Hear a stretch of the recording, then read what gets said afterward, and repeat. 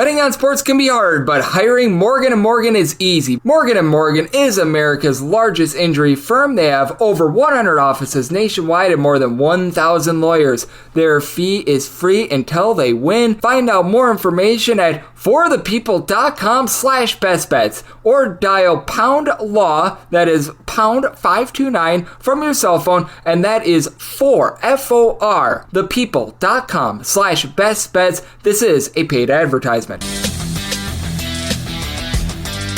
A warm and friendly hello, welcome to lovely Las Vegas for Coast to Coast Seats with myself, Greg Peterson, now part of the VSiN family of podcasts. We've got an excellent podcast for you as we're going to be joined in segment number 2 by one of our good friends, Rocco Miller, who does such a tremendous job over at Bracketeer.org. We're going to be chatting with him about what we've been seeing over the last few weeks in college basketball, just how dominant the SEC and the other power conferences have been, some of the mid-majors to watch out for, and so much more. And then in the final segment, going to get you guys picks and analysis on every game on the betting board for this College Basketball Wednesday as we hit some bank shots. If you do have a question, comment, segment idea, what have you for this podcast, you have one of two ways we'll fire those in. First one is my Twitter /X timeline at @unit_D1. Keep in mind, letters EM, they mean does not matter, so as per usual, please do send these into the timeline.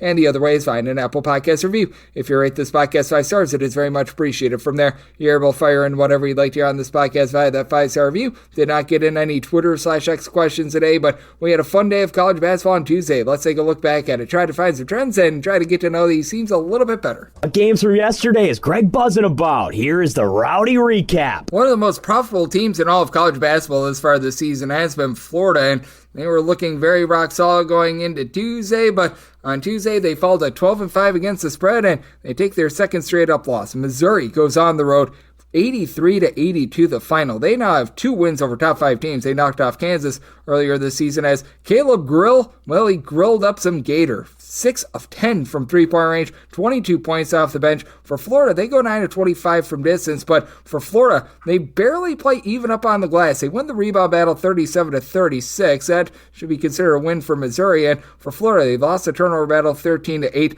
They did have Walter Clayton Jr. go off for 28 points, but Missouri finds a way to be able to get the job done. Also being able to get the job done, how about unranked Arizona over Baylor? 81-70 the final. Looked like things have been getting online a little bit more for Baylor, but that said, with Arizona, they were able to heat up from three-point range, 7 of 14 from distance, with Anthony Deloroso being able to hit a trio of threes, and then you had off the bench a pair of guys. KJ Lewis had 11 points, Henry Vassar was able to throw in their 19, and for Baylor, in this game, they lose the turnover battle by a count of 13-10. They lose the rebound battle 31-29, as you had off the bench 16 big points from Robert Wright III, but not enough to be able to get right in this one. For Wisconsin, it was a win but no cover. Ohio State made things very interesting. Wisconsin gets up in this game by a count of 17 points. As a matter of fact, they were up 8 points with 4:17 remaining, and then Ohio State is able to storm back, but not quite enough to be able to get the job done. As Wisconsin 70-68, they do get the win. For Ohio State, just 5 of 17 from three-point range, and Wisconsin was 5 of 22. John Tonje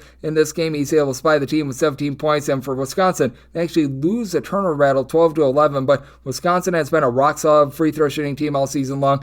25 out of 28 at the free throw line. The lesser free throw shooting team, well, they do not get the job done here, so that was big for them. What else was big is what we saw out there in Indiana. Illinois, they have been dealing with the injury to Kasparas Giannouskis. He returns in this one, and boy, did he return with a vengeance. Illinois got up at one point in the first half by 28 points. They were actually up 60-28 at the half, and they win this game comfortably. 94-69 the final, as for Illinois, they were able to go only about 11 of 32 from three-point range. Not bad, but it's not like it was an amazing three-point shooting performance, but they won the rebound battle 51-37. Malik Renew did not play in this game for Indiana, and Umar Bello did. He was fine, 16 points, 15 rebounds, but Indiana loses the turnover battle 11-6. Indiana just 4 of 18 from three-point range. Absolute domination from Illinois. And for DePaul, in these step-up games, they've had their issues to say the least, and they looked much better in this game, but once again, make like your buddy at the bar and cannot close. For DePaul, they lose. They do cover, but they lose to Marquette by a count of 85-83. By the way, there was a point in this game where DePaul, about a 12-point underdog, was in danger of not covering in overtime. They were down 9 points with about a minute remaining, so that was interesting to say the least, but for Marquette, 13 of 37 from three-point range. For them, just 14 of 24 at the free throw line, but here's how Marquette won the game. They won the turnover battle 16-6. Of concern, though, Marquette, they lose that rebound battle by a count of 46-31, as for DePaul, you were able to get 10 rebounds in this one out of Troy D'Amico. He was able to step up in a big way, and CJ Gunn, well, he gunned it from three. 21 points, 3 of 10 from the outside. For Ole Miss, they go on the road. They get the job done against Alabama. This by a count of 74-64. Looked like Alabama had been rounding into form, but in this one for Ole Miss, they do a nice job of holding down Alabama to 5 of 20 from three-point range. And for Alabama, 21 turnovers on 20 made field goals. Meanwhile, Malik Dia, 23 points, 19 rebounds. Massive performance here for Ole Miss. So they find a way to get the job done. And for Ole Miss, they're now 11-5-1 against the spread thus far this season. And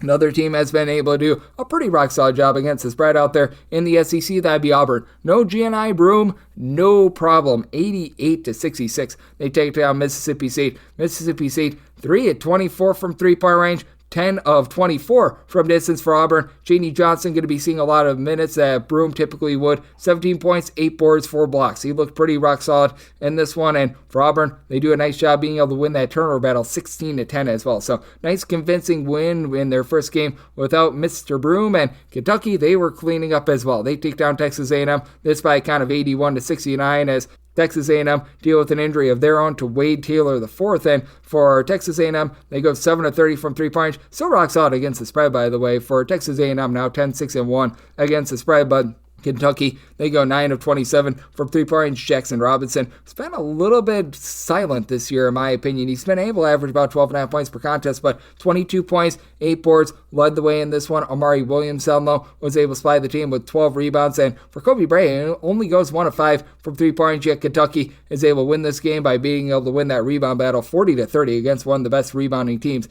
in all of college basketball. This has not been one of the best teams in all of college basketball. As a matter of fact, it appears as though Miami has just completely quit. Duke just completely lambasted Miami 89-54. So you managed to be able to get an under in this game, despite the fact that Duke gets an 89. Duke is now 11-6 against the spread. Miami 4-13 against the spread, and they are looking for their first win since like early December as they go 6 of 20 from three-point range. Still no Nigel Pack in this game. Lynn Kidd gave it his best effort. He gave Miami 20 points, and really nobody else showed up as Duke went 17 out of 32 from three. Con Kneppel, 25 points, 6 of 8 from three. Cooper Flagg, 13 points. Down low, you had 12 points, 15 rebounds out of Kamen Mulach as well. So this was a very dominant performance from Duke. And for Miami, they lost the rebound battle 43-22. So not much more needs to be said there. In terms of your worst teams against the spread, certainly Miami is towards the creme de la creme in terms of the poop de la poop. So that's been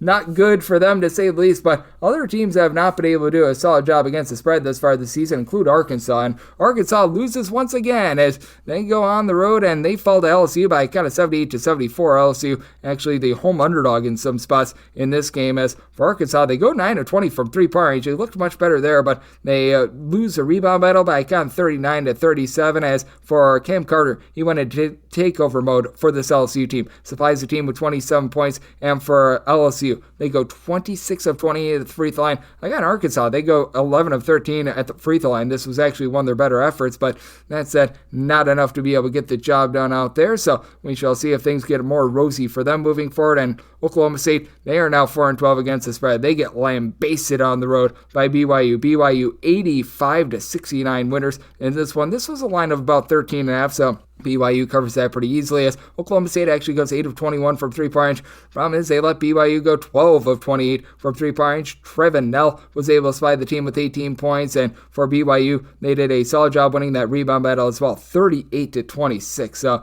all sorts of problems right now for Oklahoma State. All sorts of problems as far as the season for Northern Illinois as well. They have been just 4-9-1, I believe, against the spread. Actually, just 4-9, but they lose and they do not cover against Miami of Ohio. This by a count of 84-69 as Miami of Ohio, a double-figure road favorite. They're able to cover this game going 10 of 22 from three-point range, and for Northern Illinois, they actually win the turnover battle by a count of 19-16, but they lose the rebound battle 39-26 as for Miami of Ohio, you had Peter Suter in this game be able to supply the team with 15 points, so that was relatively fun, and it is a return of the MAC, and one of your better under teams out there in the MAC has been Kent State, and they decided to play a little bit of a harebrained game on Tuesday as Western Michigan, they go on the road and they get a win by a count of 94-83 as Kent State, that is just their fourth over of the season. For Western Michigan, they go 30 of 41 at the free throw line. Keep in mind, this was played on Kent State's home floor and they got whistled for 26 fouls in this game. And for Kent State, they went 9 of 28 from 3 with Jalen Sullinger in a losing effort, going 8 of 12 from 3 for 32 points. That was wild and crazy, by the way. Miami of Ohio now up to 10 overs and 4 unders. Ohio up to 10 overs, 4 unders, and a push as they get the win and they get the cover against Ball State. This by a count of 86-71. By the way, Northern Illinois and Kent State, your lone two teams in the MAC that have played 500 or less with regards to the over. All other teams, they've either hit 50% or more of their games to the over. As for Ball State, they actually go 10 of 20 from three-point range. Mikey Pearson supplied the team with 16 points, and for Ball State, they actually win the rebound battle 34-29. But for Ohio, they did a very solid job being able to win that turnover battle by a count of 15-5. So they find a way to persevere, and they do find a way to get the job done. And Bowling Green was able to get the job done 79-61 as Buffalo, they got off to a nice start against the spread to begin the season. Ever since then, it's been a little bit less than savory for them. So that's been rough, but what has been very good to you, San Jose State against the spread. Now 13-4 against the spread, and you didn't need the points with San Jose State on Tuesday. They get the win 71-70 against New Mexico, and this one looked like it was going to get away from them early. San Jose State gets down double figures multiple times in the first half, but Robert Viola was able to win the battle down low. He gives the San Jose State team 18 points, 9 rebounds. For San Jose State, they win the rebound battle by a count of 42-38. They do lose the turnover battle 14-8 as for New Mexico, you did have Donovan Dent supply the team with 17 points, 5 assists to just 1 turnover, but for San Jose State, they do also go 10 of 22 from three-point range. Will McClendon, 4 of 7 from the outside, so old San Jose State, they do find a way to be able to get it done, and you also saw San Diego State be able to get it done against Colorado State, 75-60 final in this one for San Diego State, 9 of 25 from three-point range, and they win the turnover battle by a count of 20-10, so that was not necessarily what you were wanting to see if you were Colorado State. Right now, you're top against the spread team in all of college basketball. St. Bonaventure 13-3 against the spread. We shall see what they are going to be doing tonight, but certainly some interesting teams and some intriguing teams in college basketball right now, some of which you wouldn't expect be able to make you quite a bit of money, and that includes this team, as you've had Arizona State be 10-5 against the spread this season, but they, on Tuesday, do not get the job done against Central Florida. Central Florida, they go on the road, and they had lost about a week and a half ago by 50 against Kansas. They get a 95-89 win. For Central Florida, they went 12 of 26 from three-point range with Keshawn Hall going 4 of 6 from 3, 10 of 10 at the free throw line, 40 points, 7 rebounds. For Arizona State, they had B.J. Freeman go off for 26 points, and you're able to get 20 points out of Jaden Quitance, who was able to throw in their 7 boards, 5 blocks, but not enough on this night as it was UCF going on the road and getting the job done. And then out there in the Missouri Valley Conference, Valparaiso now 10-6-1 against the spread. In a lot of places, they close at 7.5-point underdogs. They fall to Belmont, but they keep it close. 71-64 the final. This was a total that was right around about 159.5, 160 on the close, and both of these teams were just cold from 3. Belmont 6 of 30 from 3, 9 of 29 for Valparaiso. Valparaiso loses the turnover battle by a count of 17-12, but that was enough in a lot of cases to be able to get the job done on that front, and also being able to get the job done is what we've been seeing in college basketball over the last 7 days, as a lot of things have been pretty 50-50, and a lot of places have been even up with regards to a lot of these betting trends that we have been seeing. Now, overall for the season, it's been a little bit more of an underdog season, but if you look at the last 7 days, favorites 169, 169, and 3 against the spread. Meanwhile, the unders are hitting at a little bit of a higher clip, 173 unders to 162 overs with a few pushes along the way, and if you look at overall this college basketball season, underdogs hitting at about a 50.5% clip, 1,401, 1,372, and 39 against the spread, with home underdogs hitting at 51.5%, 363, 341, and 10 against the spread, while overs and unders about as even as it gets, 1,385 overs to 1,384 under. So that's what we're seeing in college basketball right now, and that's what we all got on Tuesday. Now, let's take a look at what we're getting all nationwide in college basketball, from the mid-major ranks all the way up to the SEC. We're going to be talking about that and so much more with Rocco Miller, Bracketeer.org, next radio on Chris Hoops with myself, Greg Peterson, now a part of the Houston Family Podcast.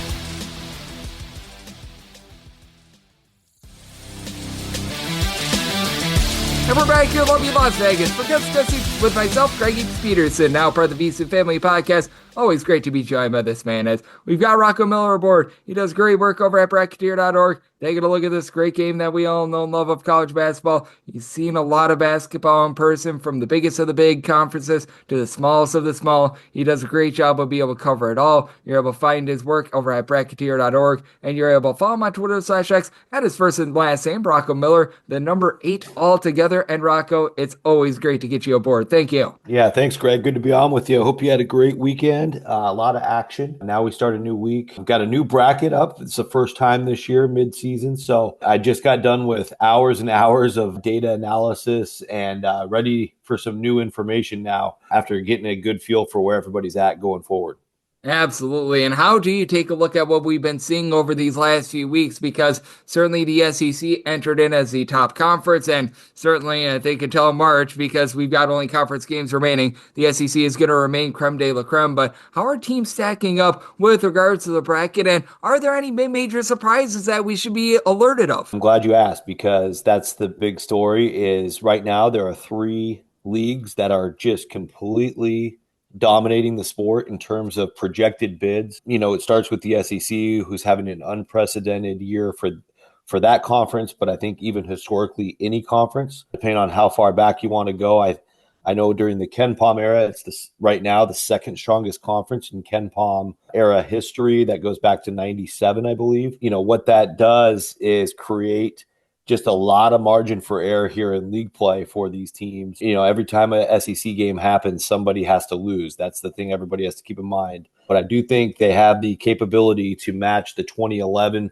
Big East record-setting super conference back then. They had that little period of time where they had 16 teams in the Big East, and of course, 2011 was the year they got 11 bids. I think that's where it's going to max out for the SEC, just because of the fact, like I said, somebody's going to have to lose every single night. Obviously, we know there's probably 14 of 16, with maybe the exception of South Carolina and LSU, that you could take a hard look and make a case for today. But over time, you know, a lot of these teams in the middle of the pack or just below average in league play, they're going to start falling into some sub 500 records across the board, whether you look at, you know, the top quadrant, the top couple quadrants.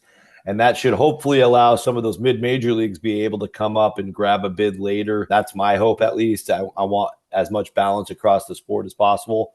And quite frankly, the SEC dominance translates directly back to, you know, spending in NIL. These rosters are super rosters. Some of these teams, if you had your starting 5 be their bench 5, you'd be pretty darn good as a mid-major team. But instead, they're just extremely deep at most of those 16 schools. But same thing's true at the Big 10 and the Big 12. You know, Big 10 has a real chance to get up to 10 bids, and the Big 12 sitting somewhere around 8 right now. For Big 12, it's a change too. They've been on top of the sport when their league was smaller, sending the most teams to the tournament, having the number 1 rated league most of the last decade. They're struggling now a little bit because they actually do have some bottom feeders. You see like the Oklahoma States and the Utahs and some of the others really struggling in this league. You know, I think that was inevitable when they went to 16 teams. You'll see that, I think, as well in the Big 10, as you see like Minnesota and Washington struggle there. And of course, in the SEC with South Carolina and LSU struggling so far. Even Oklahoma, a team that entered SEC play undefeated, has yet to win an SEC game. So tough sledding in all those leagues, but they are going to take the majority of those 36 at-large bids. And I think the big story, and I'm glad you asked a well-rounded question, Greg, is that there's not a lot of room left for even the ACC, the Big East, and then, of course, down lower into the A10, the Mountain West, the American Conference, the WCC, et cetera. So that's my concern is, you know, in my projected bracket today, the first time I went through the exercise, there's only 1 Atlantic 10 team. There's only 1 American team, 2 WCCs, We actually got 3 Mountain West, but even that took a lot of hard work from New Mexico beating San Diego State last week. In the ACC, I think there's somewhere closer to 5, which is about where they've been the last couple of years. And the Big East is struggling to get 4. So I think that's where the bigger story is. I think the majority of the national public, if you don't have a bias towards any of these leagues, like I think you or I would agree, we want a balanced sport. I don't think it's as good because the 3 leagues at the top are going to take a huge percentage of the bids. Yep, and you mentioned it. That's one of the trickle-down effects that we're seeing with NIL. The SEC, they've got that football money, and now they're becoming a basketball conference all of a sudden, as Rocco Miller does such great work over at Bracketeer.org. He's joining me right here on Coast to Coast Hoops, and it just really has been a little bit of a higher level of play that we've been seeing in the SEC. We're doing this ahead of the Tuesday games that we're seeing in the SEC, but just what has been your takeaway with regards to this conference? Because I know you laid it out, there's a good path for them, not just to get double-figure teams into the NCAA tournament, but perhaps 11, perhaps 12 teams in, because they just overall balance, top to bottom, there's no nights off other than perhaps South Carolina in this conference. Yeah, and I don't think South Carolina's a night off either. Like, look at what Auburn had to deal with. They had a tough physical battle when Janai Brome got hurt. Of course, National Player of the Year front runner on Saturday. They were either up 1 or down 1 and in a battle all day long. There's no nights off. These coaches are way too good. These rosters are way too deep that even a night off against a team that's not projected to be a NCAA tournament team, they'll probably bite you. We saw Maryland come to Washington about a week and a half ago. Obviously you got the travel factor in that league when you go coast to coast. A lot of things can happen on the road, and that's why the hardest thing to do in college basketball will always be winning on the road. But I think as a whole, just looking at the SEC, Greg, right now they're in great shape for obvious reasons. Auburn, Tennessee, and Alabama, 3 of the 4 number 1 seeds in my bracket today. Like, I have Alabama just barely edging out Iowa State. You're able to go get road wins. Like, Alabama just went to Texas A&M and got a top 10 road win, just another day in the park in the SEC, right? That's something you can't get in most leagues. Duke can't go do that in the ACC. Even Iowa State right now is hard pressed. Kansas is coming back up to the top 10. That's going to be good for their league. But in the SEC, as it stands today, until a couple of these teams start to slip, you have Florida there at 6 as a strong number 2 seed. Kentucky and Texas A&M as strong 3 seed, and Mississippi State still in there as a 4 seed. It's a little bit unprecedented for this net era to see 6 teams in the top 16. I'm curious to see how long that can sustain itself, or maybe it will. But what that means is, as these teams continue to play each other, they're only going to continue to pick up the types of wins you can only get in that league. And I think it can only separate them further from the pack versus going the other direction. Yep, I think that it's going to be so much fun to see what we get in SEC play, because every single night in that conference, it certainly is a tough night in that conference, and it's been a lot of fun to see what we've been able to get out there. But in terms of more of the mid-major front, I know that you and Sean Paul over there at the Field of 68 have been doing an amazing job with your mid-major show. Just, are there a few teams that are starting to come onto your radar that you're taking a little bit more notice of? And are there a few teams that you think we do need to have our eye on here in the next few weeks? Yeah, absolutely. Well, I think, one of the big ones lately has been this team, Nebraska Omaha, or I think they just want to go by Omaha these days. Really didn't have a good non-conference at all. They're still under 500 as a whole, but just came out of the gates in Summit play 4-0. Not just a kind of a lucky 4-0. They've dominated pretty much all of their league games, starting with the 2 games on the road at North Dakota and North Dakota State. Then they beat the league favorite at home in their home opener in league play, Kansas City, by 19. Had a pretty dominant performance to follow that up against South Dakota State, the other team you would have maybe picked to win the league. And everybody in the Summit land is like, what the heck is going on with these Mavericks? Because they're not just winning, they're dominating. And Markel Sutton's been a big piece. He had 24 in that South Dakota State game. So did J.J. White.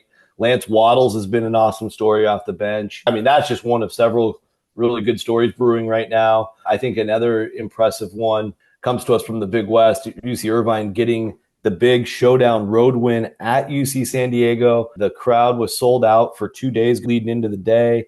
I have a buddy down there that couldn't even get in. He tried to get in. That's how awesome that atmosphere was. And UC Irvine just did what the Anteaters always do, relied on their defense, made life really, really difficult on the Tritons. They could not make a three. They shot under 25%, if I remember right, from deep. The Anteaters showed why they are the beasts of the Big West. They're undefeated in league play still, 5-0 since the holiday break, which they really needed. They stumbled into that after the Oregon State and Duquesne losses, their only 2 losses of the year. And I think Irvine and UC San Diego remain extremely interesting for the at-large picture. UC San Diego came in today as my second team out, but they will rematch in Irvine February 8th. A game I will do my best to get down to. That's obviously like the top story in mid-major land.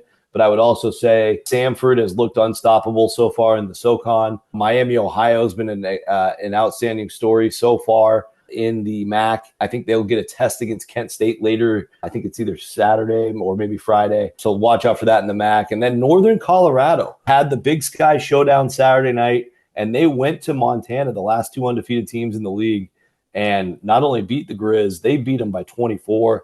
This Northern Colorado team with their ceiling and the athleticism on the team, I think if they win the Big Sky, they'll have the highest ceiling for pulling off a first-round upset in NCAA tournament. So keep Northern Colorado on your radar. Yep, absolutely. That's going to be one to keep our eyes on. And when this comes out on Wednesday, we're going to be getting a lot of SoCon action. So glad that you mentioned Old Sam Samford. As joining me on the show, we do have Rocco Miller, who does such great work over at Bracketeer.org. He's joining me on Coast to Coast Hoops. And then when it comes to those Thursdays as well, I do want to ask a little bit about this conference. You always get a lot of Coastal Conference action. You get a lot of Sun Belt action as well. And those are 2 really interesting conferences as well. Because right now in the Sun Belt, Old Dominion has come from absolutely nowhere whatsoever, and they're tied with South Alabama for the conference lead out there, which Old Dominion led off the season, losing at home to Buffalo, a dead Buffalo team. I have no idea what's happened here, but all of a sudden Old Dominion is going on a little bit of a run there. And then in the Coastal Conference, it just feels like it's different strokes for different folks, because you have some of the most up-tempo teams in all of college basketball, William and Mary leading the way, College of Charleston, but Towson, slow and controlled Towson, has been able to have some triumphs. Elon has been a team that's been able to rise up. Those 2 conferences really have my attention right now, because those are 2 conferences in which you have some of the fastest teams in the country, some of the slowest teams in the country, and it's a lot of tempo wars in both of those conferences. Yeah, that's a great call out on the tempo war. Yeah, first off on Old Dominion, Mike Jones is in his first year trying to get his type of system in place, both offensively and defensive with the staff there. And obviously it was a struggle coming into the year, losing opening night to a really bad Buffalo team at home. In their case, this is a classic 1-bid league mentality, especially if you're a new coach, is don't sweat too much if you win or lose in non-conference. Just focus on getting better every day. I know all that stuff sounds cliche, but this is where you can see it really paying off. They went down and took their lumps at Arizona. They got into a tougher MTE where they lost all 3 games, even though they battled hard. I think that helped them get better when they lost to Boston College, High Point, and Duquesne. Again, losing more in non-conference with George Washington and Northeastern. But eventually, they did beat William and Mary, which turns out to be looking like a pretty good win now. They get into league play, and after taking their lumps with Arkansas State, they go on this road trip and win in the Cajun Dome. I think that gave them a lot of confidence before South Alabama. Caught South Alabama on a good day because they were coming off their marquee win over Arkansas State themselves. And I watched the game. John Duragarden, he came from Siena last year. He's a really good player in the MAC. He played all 45 minutes, including overtime. And he was just a man amongst boys. 27 points, 18 rebounds. He looks like he's an emerging pro prospect from what I could tell. He's just very athletic. Looked like the best player on the floor throughout the day. Here we are, Old Dominion, a new team. Obviously, all their numbers look terrible. They're 3-19 in the back. They're winning the Sun Belt, of course, with the tiebreaker now over South Alabama after that win. But that league is deep, and the travel is brutal. And so when you have those 2 combinations, you're going to have a lot of wild results as it is. But Old Dominion deserves the credit that they're getting based on the fact that they took their lumps and stuck with the program. And they're getting the fruits of their labor at this point. I would say in the CAA, yeah, you really called it perfectly on the tempo. You see Charleston just playing blazing speed, top 5 tempo in the country since league play started. Obviously, North Carolina A&T plays extremely fast, and Delaware's playing really fast. They're all in the top 50. And then you've got teams like Elon, like you mentioned, who's in the bottom 25 in the country in tempo. Towson plays extremely slow. I announced their games in Canada, and UNC Wilmington's playing really slow this year as well, and Hofstra always plays slow. So you have a ton of tempo wars. You have not a lot of separation between the talent level of these teams. I do think Charleston's still the most talented, but if you show up sleeping, like we talked about at the higher major level, it's going to happen to you at this level too. Monmouth takes out Charleston on Saturday by 13. That's going to happen in these types of leagues when you're not fully prepared or engaged. And I think also, across all these leagues, effort, energy stems from good rebounding. If you're the team that's the more aggressive, better offensive, defensive rebounding team, that's going to get you into transition more. It's going to get you more transition, better looks in transition. So you see so often that a game will start and the team that just brings that extra juice, you sometimes can put a game away pretty quick or at least have an opportunity to pull off an upset. So those are always the things to watch for early in a game. CC Sundance Wicks, bring your own juice. And a man that always brings the juice on this podcast is you, Rocco. You're doing such a great job taking a look at the biggest of the big teams, the smallest of the small teams. You do a great job over on the Field of 68, bracketeer.org. You've been getting out to so many games and providing your analysis of all of those and so much more. So let the good people at home know it's all on tap for you and how people are able to follow along on social media and other platforms. Yeah, thanks, Greg. Best way to follow me on Twitter/X at Rocco Miller 8. Same handle on Blue Sky. We'll see how that goes, but it's I've been trying to keep that updated as well. Bracketeer.org is the website, source of truth for everything bracketology is probably the best place to go. Just on Monday, the 13th, I released the first midseason bracket. It's got a thorough article to talk to you about what I'm looking at for the bubble, what I'm looking at for these bids at the top, some of what I talked about here at the start of the show. And then coming up for me is looking to get out to the East Coast by the end of this week. Got some games. I believe I'll be seeing Memphis at Charlotte on Sunday, and then that will launch a 3 or 4 day trip out there. Still figuring out what other venues I'll get to, but definitely got to get my eyes on the Tigers. They're the sure thing in the American Conference, so that's an easy way to see them. In terms of shows, we have our Field of 68 mid-major show. It should be launching every Tuesday and Wednesday. Each week, we have a new one coming probably right around now. The last thing is we will be relaunching the Fielding the 68 Bracketology show on the same platform, and that will start here in the last week of January. So looking forward to that as well. Oh, that is excellent. That was a great show last year. I know that I think that Lucas Harkins was a part of that as well. Yes. We had a lot of great chatter there. So looking forward to that as Rocco does such an amazing job taking a look at this great game that we all know and love of college basketball. Every single time he joins me, lends such great insights just like today. So big thanks to Rocco for joining me on Coast to Coast Hoops, now part of the VSiN Family Podcast. And coming up next, it is that time of the podcast. I give you picks and analysis on every game on the betting board for this college basketball Wednesday as we hit some bank shots.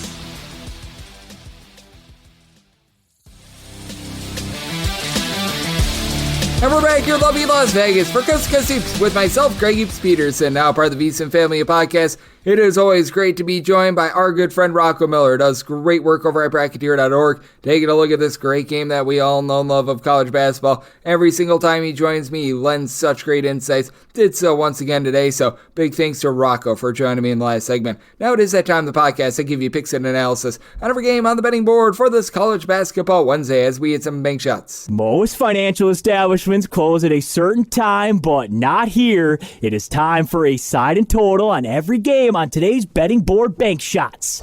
Do note that as per usual, any changes that are made to these plays will be listed up on my Twitter/X feed at GNN_D1. Going to be going in Las Vegas rotation order. This is where we go with the bigger time games first, pretty much in time order, and then the games that are going to be at the bottom are the Big South and the Patriot League games. So everything outside the Big South and the Patriot League is up top, and then those conferences are going to be at the bottom. So we get things started with 677, 678 on the betting board. VMI is going to be playing us at Western Carolina. Western Carolina is a underdog of 2.5 to 3 points. Total game is 147.5. Semi-total 143.5. I'm in on the under. And even though you've got a team that is playing at warp speed right now in Western Carolina, in terms of total possessions per game, they're actually clocking in 26th in all of college basketball. They're just so inefficient with the ball. They are outside the top 350 in terms of ball security, in terms of points scored on a per possession basis. They're a bottom 30 team in all of college basketball, and VMI has actually been able to rise up a little bit more. There's a lot of hate put on the name of VMI coming into the season, and they're not amazing. They're 283rd in the country in terms of points scored on a per possession basis, but Dan Yiziglu has been able to give you about 4.5 to 5 assists per contest. He's come in from the country of Turkey. He's been able to give you quite a bit of contribution there, and they've just done a nice job mixing and matching with Ricky Bradley coming back after he spent last year at Georgia State. He and Augustus Cordelius have been able to combine for about 30.5 points per contest. Right now with Cordelius, he's been able to shoot about 42% from three-point range. TJ Johnson has been able to bang in there 37.5% of his threes. It's a little bit of a top-heavy team. This is a team that leaves something to be desired on the glass, so you've been able to get a little bit more out of Bradley with about 4.5 rebounds per game as well. But for VMI, they're taking better care of the ball. They've really been specializing in their three-point shooting, and this is a Western Carolina team that very much is built from what they're able to get down low. Bernard Polite has been your leader for this team, 13 points, 7.5 rebounds per game. He's been pretty rock solid, but it's a Western Carolina team that's outside the top 225 in terms of opponents' three-point shooting percentage. Cord Stansbury in the backcourt gives you about 11.5 points per contest, but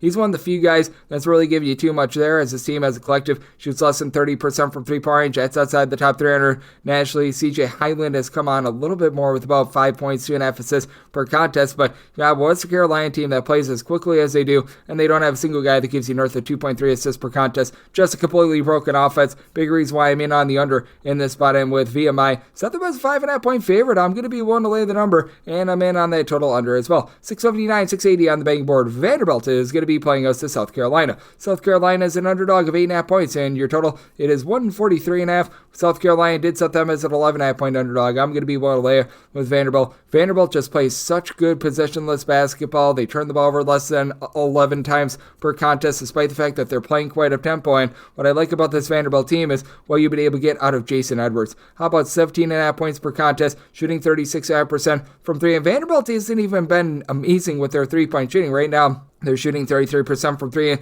that is a little bit of a kryptonite that you do have with this Vanderbilt team. They've also been giving it up a little bit more from three-point range than what you'd like to see. Vanderbilt allowing teams to shoot a little bit north of 33.5% from three-point range. You're outside the top 200 with regards to their opponent's three-point shooting percentage. That said, this has been a South Carolina team that's been a little bit herky-jerky themselves. For South Carolina, they're allowing you to be able to get some open looks from three-point range, as well as right now they're clocking at about 150th in the country in terms of opponent's three-point shooting percentage, and it's all based around Colin Murray Boyles, who's been able to do a nice job getting the team 14 points, 9 boards, a block, a steal per contest, and then Jamari Thomas has been able to throw in their double figures. He shoots about 37 to 38% from three-point range, but Vanderbilt also doing a nice job of being able to place ball pressure on you. Not only do they do a nice job in terms of being able to just get their offense good, clean, flowing possessions, not turn the ball over, they're also a team that does rank in the top 50 nationally in terms of turnovers forced on a per possession basis. And for South Carolina, having Jacoby Wright in the backcourt has been able to help them out a little bit, but you've got Tyler Nickel has been able to give this Vanderbilt team nice production along with MJ Collins. They transferred in together from Virginia Tech. These two guys have combined for about 18.5 points per contest.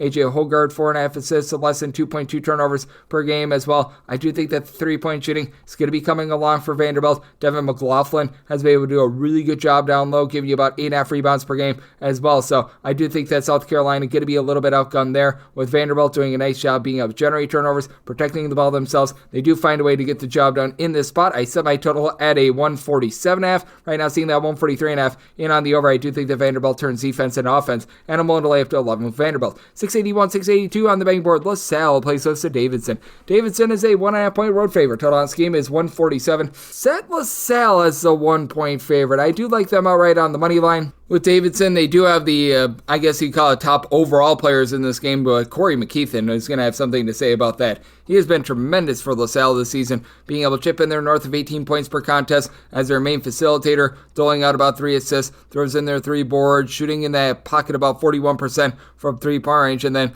you've had some very good production out of Deshaun Shepard as well. He's a 6'5" versatile player, doesn't necessarily shoot it well from three-point range, but a steal, 11 points, 4 rebounds per contest, while Jaleel White has been able to throw in there 6 boards per contest as well. But with regards to Davidson, you got 3 guys that are able to go out there, give you 14 plus points per contest, headlined by Reed Bailey, who's been throwing there 18.5 points, 6.5 boards, 3.5 assists, shoots 46.5% from 3. Bobby Durkin shoots 44% from the outside, 15 points, 5.5 rebounds per game. Connor Kuchera, 3 assists, 4.5 boards, 15.5 points per game. Other than Zach LePew throws in their 8.5 points per game, you really just don't have too much else with this team. Like, they've been throwing out their Mike Lagnane, hopefully I said that correctly, for about 5 points, 3 assists per contest as a starter, but you just don't really have a lot of depth with regards to this Davidson team. It's also a Davidson team that's had a tough time guarding the three-point line. They're outside the top 225 with that regard. Now, it is a LaSalle team that's outside the top 125 with regards to points allowed on a per possession basis, and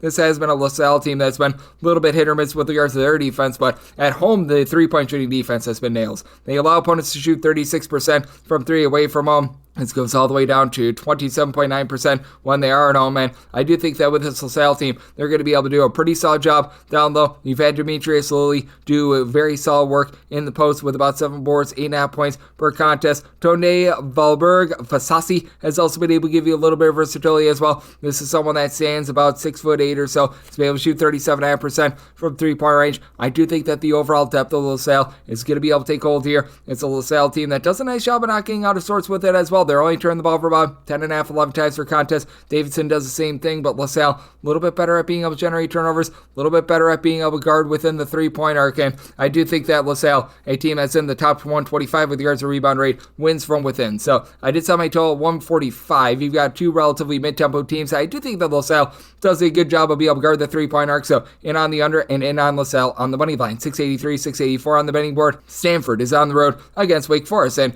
Wake Forest is a favorite of 7 to 7.5 points. Total on this game, going to be getting that at a 142, and I did set my total at 138.5. I'm in on the under. Wake Forest is not necessarily playing slow. They're not necessarily playing fast. They just have not been able to get it going from three-point range all season long. This is a Wake Forest team that's right now 341st in the country in terms of three-point shooting percentage. They shoot about 27% from distance on the road, only about 30% at home. Now, Samford dealing with a lot of travel. This is a little bit of a body clock game for them, and they only shoot about 31% from the outside away from home. So, did set my total at a 138.5. I'm in on the under. You've got a Samford team that's a little bit lower tempoed outside the top 200 in terms of total possessions per game, but they're about 55th in the country in terms of points scored on a per possession basis. This is a Wake Forest team that, meanwhile, they're clocking in more around about 224th with this regard, but with Cameron Hildreth, what he's been able to bring to the table, it's been a lot of good versatility for a Wake Forest team that, quite frankly, has needed it. Without Kevin Boopy Miller, it's been a team that has taken a step back on offense, but defensively, this continues to be a Wake Forest team that's in the top 45 nationally in terms of points allowed on a per possession basis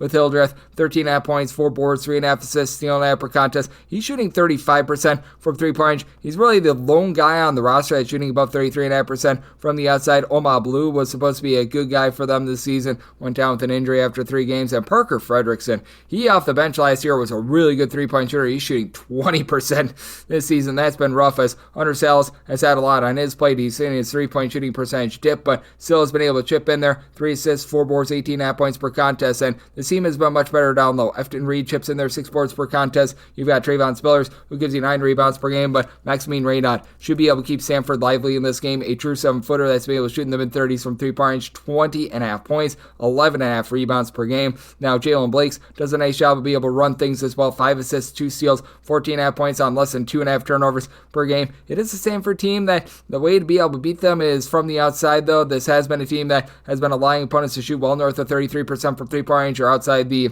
top 200 in terms of opponents' three-point shooting percentage in road games as well. So, I mean, that's been a little bit of an unraveling. This Wake Forest team has actually done a very good job of being able to guard things from the outside as well. They're allowing opponents to shoot only about 31% from 3. That's about 65th in all of college basketball. Do, though, think that Samford does a good enough job to be able to hold within this game. I did set my line at a 6.5, so going to be willing to take the points with Samford. And, again, Wake Forest has been very good defensively on offense, still leaving something to be desired. In on this total under, set my total 138.5. 685, 686 on the betting board. Dayton is going to be playing us at George Mason. George Mason is an underdog of 7.5 points. So on this game is 132.5. With Old George, I did set them as a underdog of 8.5 points. Going to be willing to lay up to 8 here with Dayton. With Dayton, defense has not necessarily been there for them this season. They're outside the top 85 with regards to total points allowed on a per possession basis. Meanwhile, George Mason continues to be a top 25 team in terms of points allowed per possession, and George Mason really doing a nice job of cutting teams off from three-point range. They're allowing opponents in a road/neutral environment to shoot 28.4% from three-point range.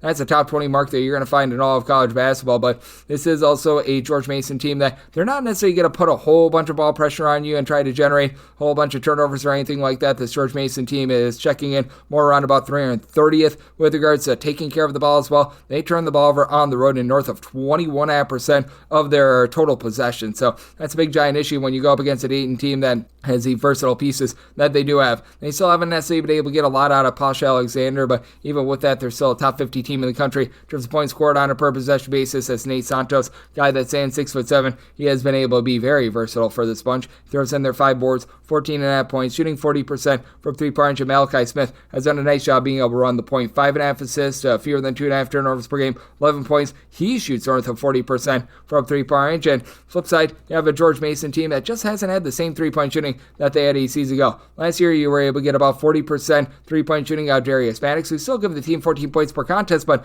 that three-point shooting percentage has shrunk to about 29% from three-point range. Maddox shoots 90% at the free throw line, but he's the only of their top 4 scorers that shoots about 72% at the free throw line. Jalen Haynes is rock solid down low with about 7 boards, 12 points per contest. Woody Newton has been able to give you 5 rebounds per game, and this is one of the best teams in all of college basketball with regards to their rebound rate as well. But for this George Mason team, it is a case where they do get a little bit too careless with the ball. Even though this Seton team does have a few deficiencies with regards to their defense, they're still doing a relatively okay job of being able to guard things around the outside and around the perimeter. I do think that with Dayton being able to get what they are out of Javon Bennett with about 6.5 points, he's been able to give you some ancillary production in terms of doling it out with 3 assists, a little bit over a steal per contest. They find a way to get the job done, especially with Zed Key giving you north of a block per contest in the post. So did set my line at an 8.5. I'm going to be willing to lay up to 8. And with regards to the total, I set mine at a 130.5. You've got a Dayton team that's well outside the top 275 in terms of total possessions per game. George Mason, not necessarily a Blazer themselves, well outside the top 225 in terms of total possessions per game. Do think that George Mason, their defense is going to hold up, but their offense not going to be able to do their part. So I'm in on the under, and I'm going to be willing to lay up to 8 with Dayton 687, 688 on the betting board. It is UAB on the road against South Florida. South Florida has find themselves as a home underdog of 2 to 2.5 points, and your total is between 156.5 to 157.5. And with UAB, I did set them as a favorite of 1.5 points. I'm going to be willing to take the 2 to 2.5 here with South Florida, and there's a big reason why I'm willing to take the small amount of points. It's because UAB, late in games, you just don't know what this team is going to do, because they already blew a game earlier in the season where they were up by 27 points in the second half against Arkansas State, made like your buddy at the bar and could not close, so that was a little bit less than tremendous. Now, what has been tremendous, Yaxel Lendeborg. Lendeborg is leading the team in, I believe, all 5 major categories as of right now. He's throwing in there 16.5 points, 10 boards, 4 assists, 1.4 steals, 1.6 blocks per contest. He is indeed leading the team in every single one of those categories. Also shoots 34.5% from 3 for a team that shoots 33% from the outside. So an above average 3-point shooter on this team as well. Tony Tunay has been able to shoot about 41% from the outside. He's been pretty rock solid, and this is a UAB team that they are very much looking to be Blazers, or in the top 75 with regards to total possessions per game, and to their credit, they take care of the ball. They're only turning the ball over 11 times per contest, and they've been able to haul in their second chance opportunities as well. A top 40 team in the country in terms of percentage of their missed shots that result in an offensive rebound. And so has not been a team that has been necessarily effective on the defensive side of things. UAB outside the top 175 in terms of points allowed on a per possession basis, and they're getting torched from the outside. Opponents are shooting north of 35% from three-point range against them. This is a South Florida team that they themselves have been leaving a little bit of something to be desired on the defensive side of things, so it's not along the perimeter. They're allowing opponents to shoot just 28% from three-point range at home. Where they're really getting cut up is down low. Jamiel Reynolds has been able to give you about 8 rebounds per game, but you haven't had a whole heck of a lot outside that, and you're still looking really for that main score of South Florida. Obviously, it's been a tumultuous season for them. You wish them absolutely nothing but the best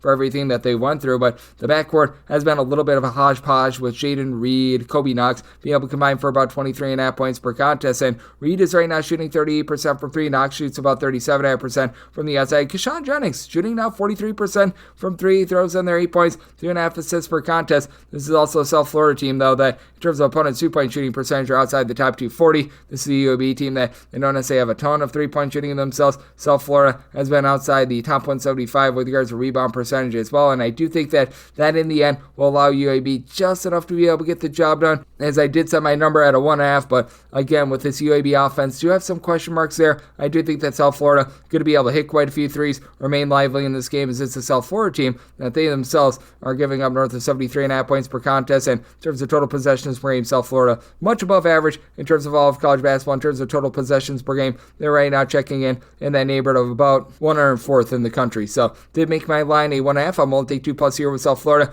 Made my total 159.5. I'm also in on this total over as well. 689, 690 on the betting board. Chattanooga plays us to Wofford. Wofford is an underdog of 3.5 points. 147.5 to 148 is your total line. With Chattanooga, I made them a 4-point favorite, so I'm going to be willing to lay this number with Wofford. They continue to be outside the top 270 in terms of points allowed on a per possession basis, and this has been a Chattanooga team that has been able to heat up quite a bit with regards to their offense. They've been a completely different offense, by the way, at home rather than on the road. They are 79th in the country in terms of points scored on a per possession basis. And for Wofford, you're just not getting a ton from the outside. Chase Comer was supposed to be their top 3-point shooter. He transferred out of the program like 2 weeks before the start of the season. Now, for Wofford, they're still about 109th in the country in terms of points scored on a per possession basis. Big reason why second and third chances that they've been able to get out of Kyler Filewich. Filewich is a top 15 player in the country in terms of total rebounds, as he has supplied the team with 11.3 points, 10.5 rebounds per game. Problem is, he is the lone player on the roster that gives you north of 3.8 rebounds per game. For Wofford in games played away from home, they're outside the top 250 with regards to their opponent's 3-point shooting percentage. And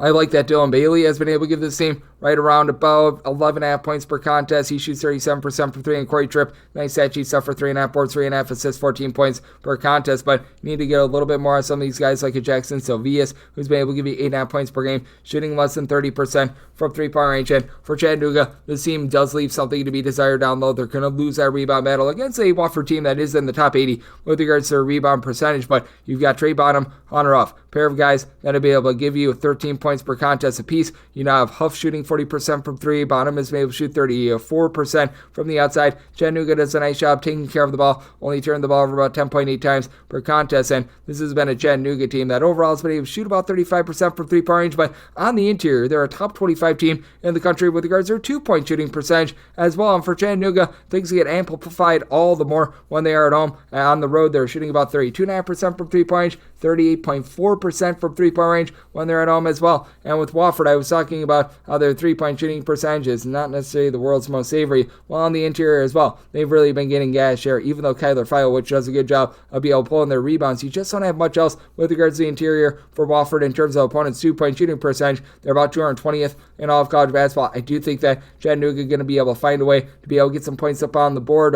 With Wofford, they actually play super duper slow, 336th in the country in terms of total possessions per game, but I do think that these offenses just efficient enough to be able to get you over. I did set my total as a result at a 148, so at the 147.5 in on the over, and I'm willing to lay with Chattanooga. Made them a 4-point favorite, 691, 692 on the betting board. Another game that'll right up. Sam Sanford is on the road against Mercer. Mercer is a home underdog of 5 to 6 points in your total on scheme between 164.5 to a 165. Set Sanford as an 11.5 point favorite. I'm going to be willing to lay the number and wrote that up as for Sam Sanford. This team has been 11th in the country in terms of turnovers forced on a per possession basis, and the road 3-point shooting percentage, that is 12th in the country at 39.4%. Mercer 272nd in the country in terms of opponent's 3-point shooting percentage at home, and for this Mercer team, they've been a little bit sloppy with the ball. They're outside the top 155 in terms of ball security. You've got a lot of moving parts with this team, and I do like some of the moving parts that they've had with it, as they bring in the gentleman from New Hampshire and Ahmad Robinson, who's been the main point guard, 5 boards, 5 assists, 16 points per contest,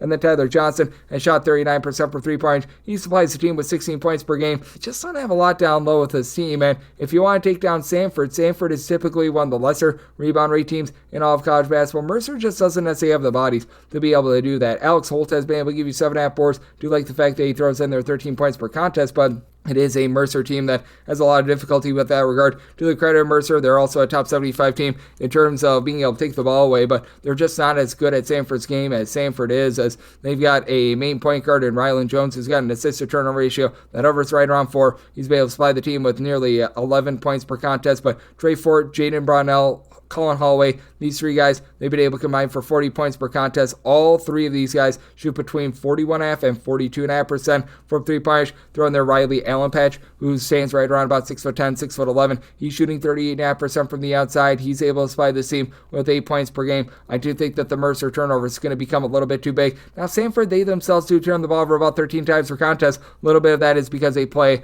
very, very up-tempo. Samford in the top 50 in the country in terms of total possessions per game. We've noticed Mercer kicking up their speed as well. They're about 15th in the country in terms of total possessions per game, but I don't think that they're going to out-Samford, for lack of a better term. I do think that this is going to be a game that's going to involve a lot of possessions, a lot of scoring with a lot of turnovers turning into easy fast break buckets. Did set my total at 165.5. I'm in on the over and wrote up Samford as I did make them a double-figure favorite. 693, 694 on the betting board. Missouri State is going to be playing out to Southern Illinois. Southern Illinois is an underdog of 4.5 points. 135.5 to 136.5 is the total. And I set Missouri State as a 7.5 point favorite. I'm going to be willing to lay the number. With Southern Illinois, they're starting to look a little bit more respectable, but they're still outside the top 230 in terms of points scored on a per possession basis. And this has been a Missouri State team that has been completely different at home rather than on the road with their three-point shooting. Their three-point shooting percentage, it is well below 33.5% away from home, north of 38% when they are at home. And the defense has been able to buckle down a little bit more as well as Southern Illinois.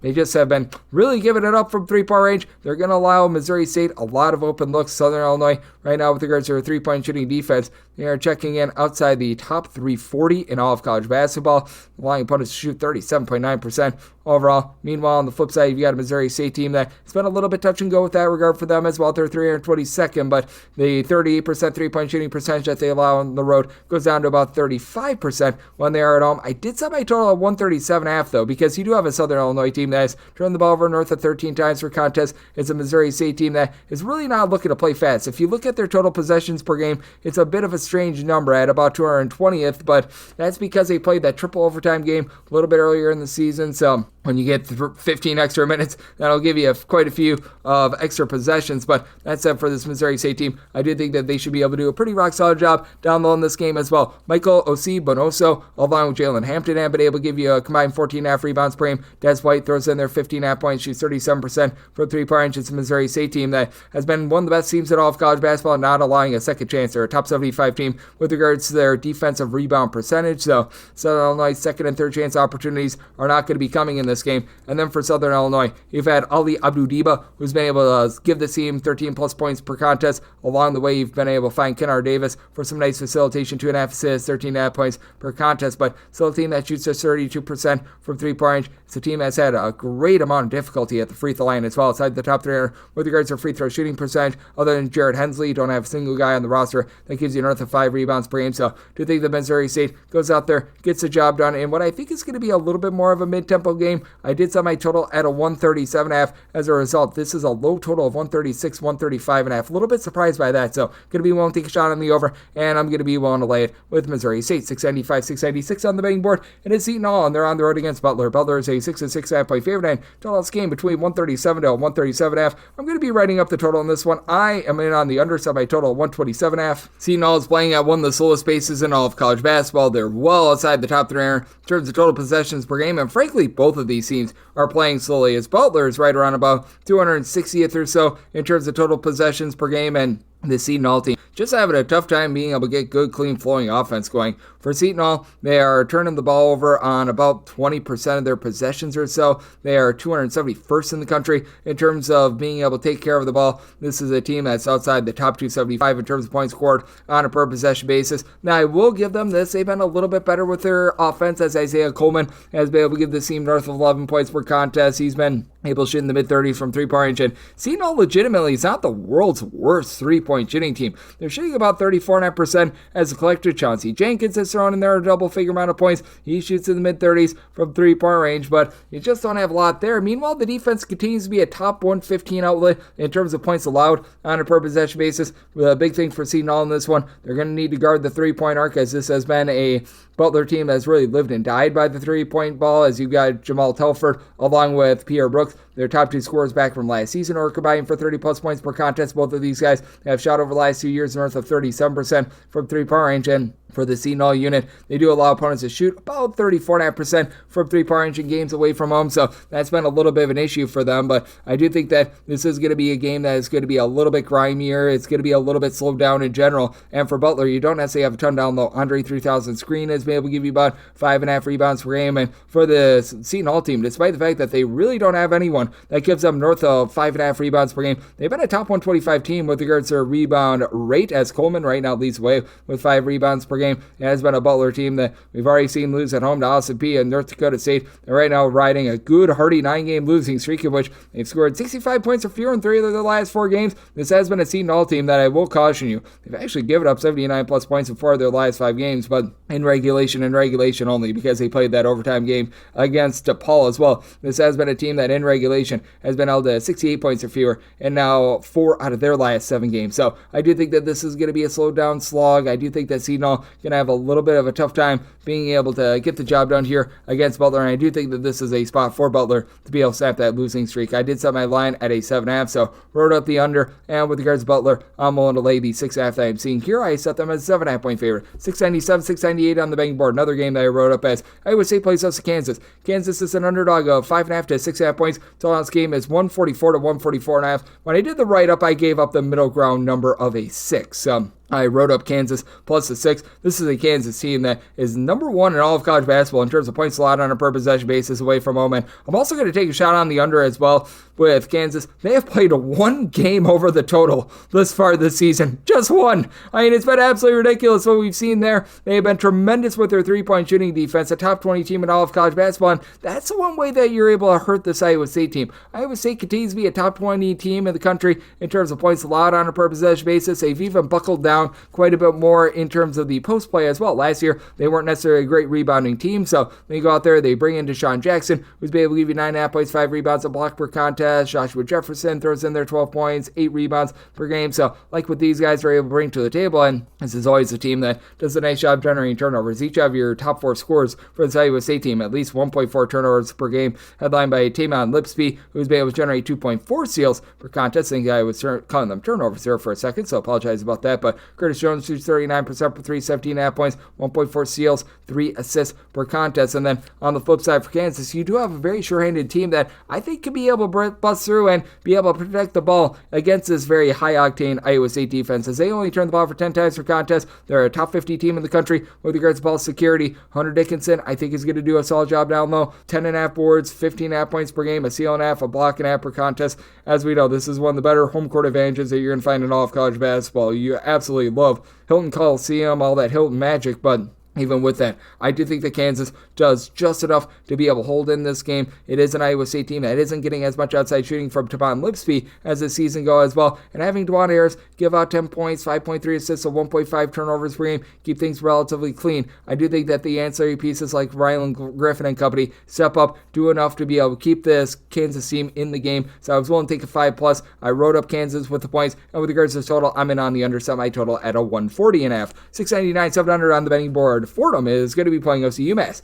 UMass does find themselves as a underdog of 1 point total on scheme. It is 153.5. So Fordham as a 3.5 point favorite. I'm going to be willing to lay the small number. I just can't trust in this UMass team until they shoot it a little bit better from the floor. They're not turning the ball over a ton. They're not necessarily doing the little things off. The thing is, they just can't shoot it from 3-point range. They're outside the top 330 with regards to their 3-point shooting percentage. You've got Rashul Diggins in the backcourt, who's been able to give you a double-figure amount of points, but they've also been dealing with quite a bit down low as Daniel Hank at Samford has been dealing with a little bit of an injury. He's come back and now being able to get the 8 points, steal, and 6 rebounds per game out of him. That'll help out quite a bit. Daniel Rivera has been pretty versatile with 12 points, 7.5 rebounds, a block, a steal per contest, but he also shoots 18% from 3-point range. Jalen Curry is right now shooting 31.3% from 3-point range. He's the only guy that has seen action in more than 8 minutes per contest and more than 10 games thus far this season that is shooting above 30% from 3-point range on the roster at 31.3% from the outside. Just absolutely deplorable what we've been seeing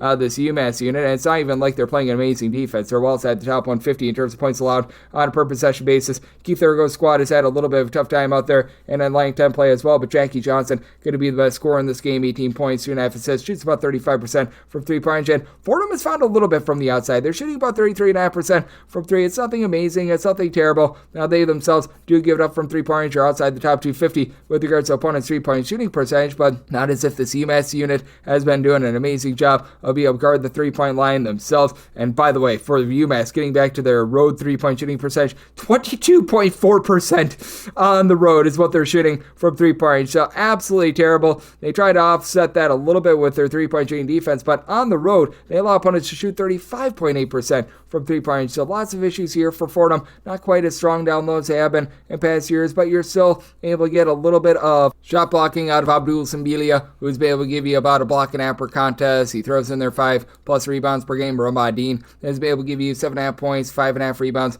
per game as well. So I like the way that these guys are coming about things. And Romadine has been able to shoot 40% from three-point range, offering a little bit of versatility at 6'7" as well. Just with this UMass team, it feels like it's a bad blend for them. They just have not really been able to find their bearings in the backcourt. And this is a Fordham team that, while they're outside the top 275 in terms of ball security, they have been a top 125 team in terms of generating turnovers as well. So I do think that this is a good spot for Fordham to get the job done at home. I did set them as a 3.5 point favorite, so I'm going to be willing to lay the one. And with regards to total, set mine at a 149.5. Do think that sloppiness and just lack of three-point shooting from UMass costs you an over. So in on the under and in on Fordham. 7-1, 7-2 on the betting board. It is Duquesne on the road against George Washington. Our nation's first president is a 4-point favorite, and total this game is between 135.5 to a 136.5. And with George, I set them as a 7-point favorite. I'm going to be willing to lay the 4. With Duquesne, this has been a team that has been surging quite a bit lately. So if you look at their overall numbers for the season, they're pretty awful, to say the least. As Duquesne, in terms of points scored on a per possession basis, draw on 31st, and their offense still has been very inefficient. So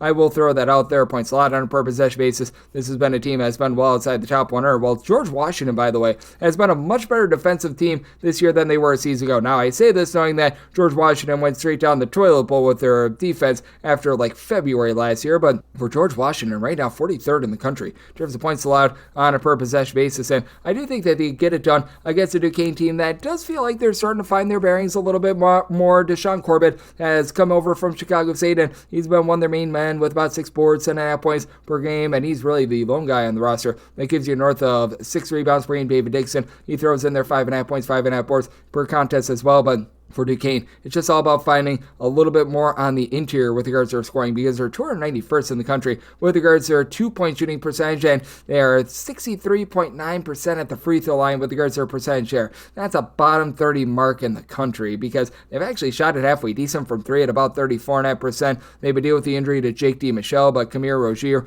in the backcourt has been able to give out about 4 assists per contest. Trey Dinkins, he shoots north of 38% from 3-point range, but this is also a Duquesne unit that, with regards to the interior defense, has been very good. Top 30 team in the country in terms of opponents' 2-point shooting percentage, but getting a little plays from 3-point range. They're allowing opponents to shoot north of 37% from 3-point range, and for George Washington, this is not necessarily the biggest team in the world, so I do think that they're going to take full advantage of this. With George Washington, Gerald Drumgoole, he, along with Darren Buchanan in the backcourt, have been able to combine for about 29 points per contest. With Buchanan, he doesn't give you a lot in terms of 3-point shooting percentage, but has been able to throw in there 7.5 rebounds. He gives you about 3 assists per contest. Has dealt with a little bit of injury, though. We have not seen him since the turn of the new year. I think that he's going to be out of the fold once again. That has put a little bit more on the plate of Trey Autry, and he's performed quite well. He's been able to shoot 43% from 3-point range, throws in there 9 points. Not too much of a facilitator. That's why you got Jacoy Hudson. Hudson has been the guy that has really stepped up with that regard. A little bit over a steal, 3 assists per contest, and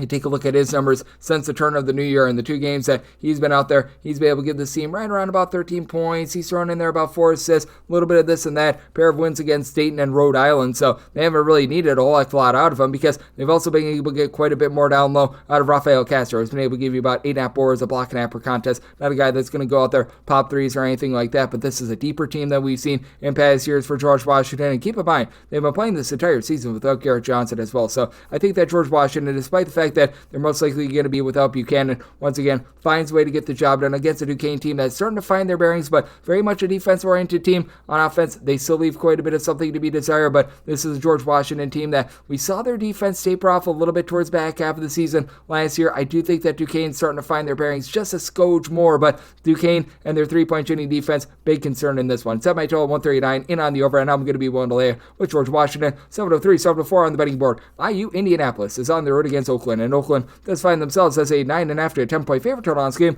is 135.5 to 136. Set my line at 9.5, so 10 plus is my buy point on IU Indianapolis. This is an Oakland team that is still outside the top 230 in terms of both points scored and points allowed on a per possession basis. A team that is very much based around three-point shooting, and they shoot 27% from three-point range. That is in the bottom 10 in all of college basketball. Malcolm Christie takes 8.5 threes per game, and he shoots 30% from three-point range. DQ Cole takes 7.5 threes per game. He shoots 27.5% from three-point range. Not great to say the least. They're actually pretty solid down low.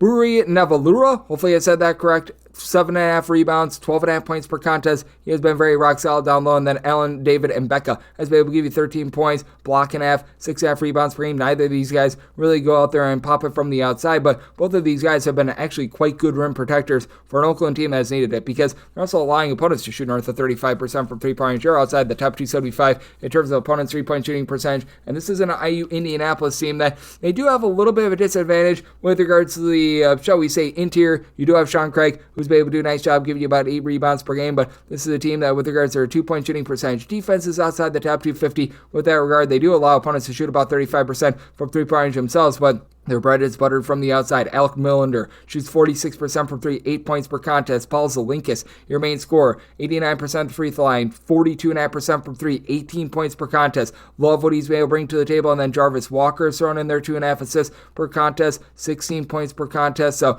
I love what he's been able to do for this team. It is a IU Indianapolis team that hasn't been able to do a nice job of not allowing second chance opportunities as well. This has been a top 100 team with regards to their defensive rebound percentage. They do an okay job of giving themselves some offensive rebound opportunities as well. It is a team that's been well outside the top 225 in terms of points allowed on a per possession basis, but this is an Oakland team that year in and year out, I have no idea how to explain it, but they're just significantly worse on defense at home rather than on the road, and we've seen that once again here in recent years. This year, they're giving up about 9 points fewer per 100 possessions at home rather than on the road. Last year was the exact opposite. They were giving up 9 more points per 100 possessions at home rather than on the road, but also shooting just 24.7% from three-point range at home. So being able to get 10 plus here with IU Indy, I'm going to be willing to take those points. I did set my total 137.5. These are two teams that are outside the top 275 with regards to total possessions per game, but both of these teams really do give it up from three-point range. I do think that there's some three-point shooting positivity coming in for Oakland as well. So I'm in on the over, and I'm willing to take 10 plus here with IU Indy. 7-5, 7-6 on the bank board. UNC Greensboro is going to be playing us to the Citadel. The Citadel is a 17 to a 17.5 point underdog to this game between 131 to a 132, and with the Citadel, set them as a 20.5 point underdog. I'm going to be willing to lay it with our good friends at UNC Greensboro. And for the Citadel, at the very least, when Duggar Bockham was in there a few years ago, they were a terrible team that they played fast and exciting. Now they just play slow and sad basketball while sucking under Ed Conroy. So this has been less than tremendous. They're outside the top 225 in terms of total possessions per game, but I mean, you take a look at their KenPom chart, and it's just a whole bunch of red. They're outside the top 300 in terms of their three-point shooting percentage at 32%, because their top scorer, Brody Fox, who gives you 16 points per contest, lone double-figure scorer on the team, is shooting 10.5% from three-point range. And you've had Cam Glover be able to shoot 37% from three. That's been a little bit helpful for them, but they really have one guy that's able to give you north of 5 rebounds per game. That would be Sola Adbasi, who comes over from Florida State, throws in there a block per contest as well, but his team is getting gashed with regards to the rebound percentage. They're allowing opponents to shoot north of 34% from three-point range in terms of points allowed on a per possession basis. This is a team that's well outside the top 275 with that regard, and their turnovers per possession basis, they are outside the top 325 with that regard as well. And now they go up against a UNC Greensboro team that has been very rock solid with regards to their defense. This is a Greensboro team that is in the top 80 in terms of points allowed on a per possession basis. One of the best three-point shooting defenses in all of college basketball as well. UNC Greensboro allowing opponents to shoot less than 32% from three-point range, while they themselves shoot 40% from three-point range at home. That's a top 55 mark in all of college basketball, so they should be able to dominate the perimeter in this game, albeit this is not a UNC Greensboro team that's going to be any sort of a dominator down low, but it's not like the Citadel is necessarily doing a great job down low themselves. And You still have Ronald Polite, who's able to give you good versatility, right around 13 points, 3.5 assists per contest. Keenan Giles, Donovan Atwell, these two guys have been able to combine for about 32 points per contest. Both of these guys shoot north of 42% from three-point range, and as a matter of fact, your top four scorers that made at least one three-pointer this year for UNC Greensboro, all shooting at least 42.4% from the outside. Down low, you've been able to get a little bit more with about 6 rebounds per game out of Jalen Breath as well. That's been a breath of fresh air for the UNC Greensboro team. They do play at one of the slower paces in all of college basketball. They're outside the top 275 in terms of total possessions per game. So I think that you're in for a low-scoring slog, and I think that UNC Greensboro just flat out sucks the life out of the Citadel. I set my line at a 20.5. I'm going to be willing to lay the number. And with regards to the total, set mine at a 128.5, in on the under, and I'm in on laying this number with Greensboro. 707, 708 on the betting board. Cleveland State plays us in Northern Kentucky. The Norse are an underdog of 4 points. Your total on this game between 130.5 to 131.5, and Cleveland State made them a 4-point favorite. Right now, I'm seeing a straight 3.5 out there. At the 3.5, I'm willing to lay it with Cleveland State. Cleveland State starting to come along for the ride a little bit more with their offense because they've been able to get quite a bit more out of Abrima Deba. Deba used to be the main point guard over at Coastal Carolina. He was dealing with injury. He was over at South Carolina where he just could not get out there on the floor, and it took him a little bit of time to be able to find his sea legs, but now he's been able to go out north of 4 assists per contest. But this guy's been on a nice run in terms of his facilitation recently. Not going to give you a lot in the scoring department. He's only been able to give this team right around about 3.5, 4 points per contest, but this guy's now given out at least 4 assists in all but 2 out of his last 8 games. He's been able to get this team just clean flowing with regards to their offense, and that has been reflected in the fact that this team has been able to score at least 78 points in all but 1 out of their last 5 games, and as a matter of fact, they've gotten to at least 75 points in pretty much all but 3 out of their games since the beginning of the month of December. Cleveland State, not necessarily amazing from 3-point range, but now shooting about 34.5% from the outside, even with Tevin Smith, who shot 40% for 3 last year, only giving you about 26% 3-point shooting, but leads away with 14 points, a steal, a block, 4.5 rebounds per game. Dylan Arnett has been able to give you about 8 rebounds per game down low as well. Cleveland State still one of the lesser teams in all of college basketball in terms of their defensive rebound percentage, but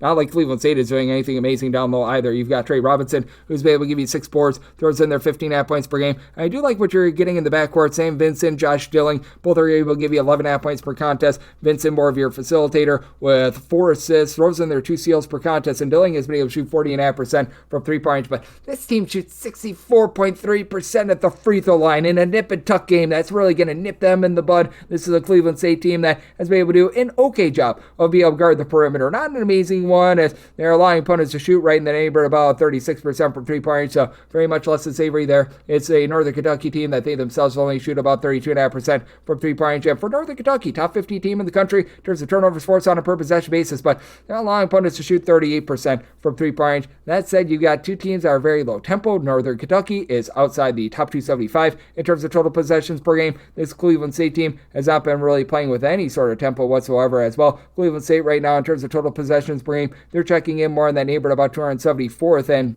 they play at a rate of about 4 possessions per game fewer at home rather than on the road, which is why I did set a low total. Even though both of these teams have been deplorable at guarding the 3-point arc, I did set my total at 128. I'm willing to go under. Now with Cleveland State, willing to lay up to 3.5 with them. 709, 710 on the betting board. Fort Wayne is going to be on the road against Wright State. Wright State hopes to be the right side as a 1-point underdog. Total on this game between 152.5 to 153. Set Fort Wayne as a 3.5-point favorite. I'm willing to side with Fort Wayne. Fort Wayne should be able to win the turnover battle in this one. A top 75 team in terms of turnovers forced on a per possession basis. Well, they themselves are a top 10 team in the country in terms of taking care of the ball. Just 9 turnovers per game, despite being an up-tempo team that has a 19-point per game scorer in Jalen Jackson, who's been lighting it up, 3.5 assists, nearly 2 steals per contest. As a matter of fact, each of your top 4 scorers for this Fort Wayne team have been able to generate at least 1.3 steals per contest. And for Wright State, this continues to be one of your lesser efficient defenses in all of college basketball, to put it politely. Wright State, right now, in terms of points allowed on a per possession basis, they check in 246th in all of college basketball, which sadly is an improvement from last season. Meanwhile, this has been a Fort Wayne team that has been able to do a relatively rock-solid job with the turnovers, but still are about 226th in the country with this regard because they give up a lot of second and third chances. Eric Mulder has been able to give you 6+ rebounds per game, but he's really the lone guy that hits the glass for you as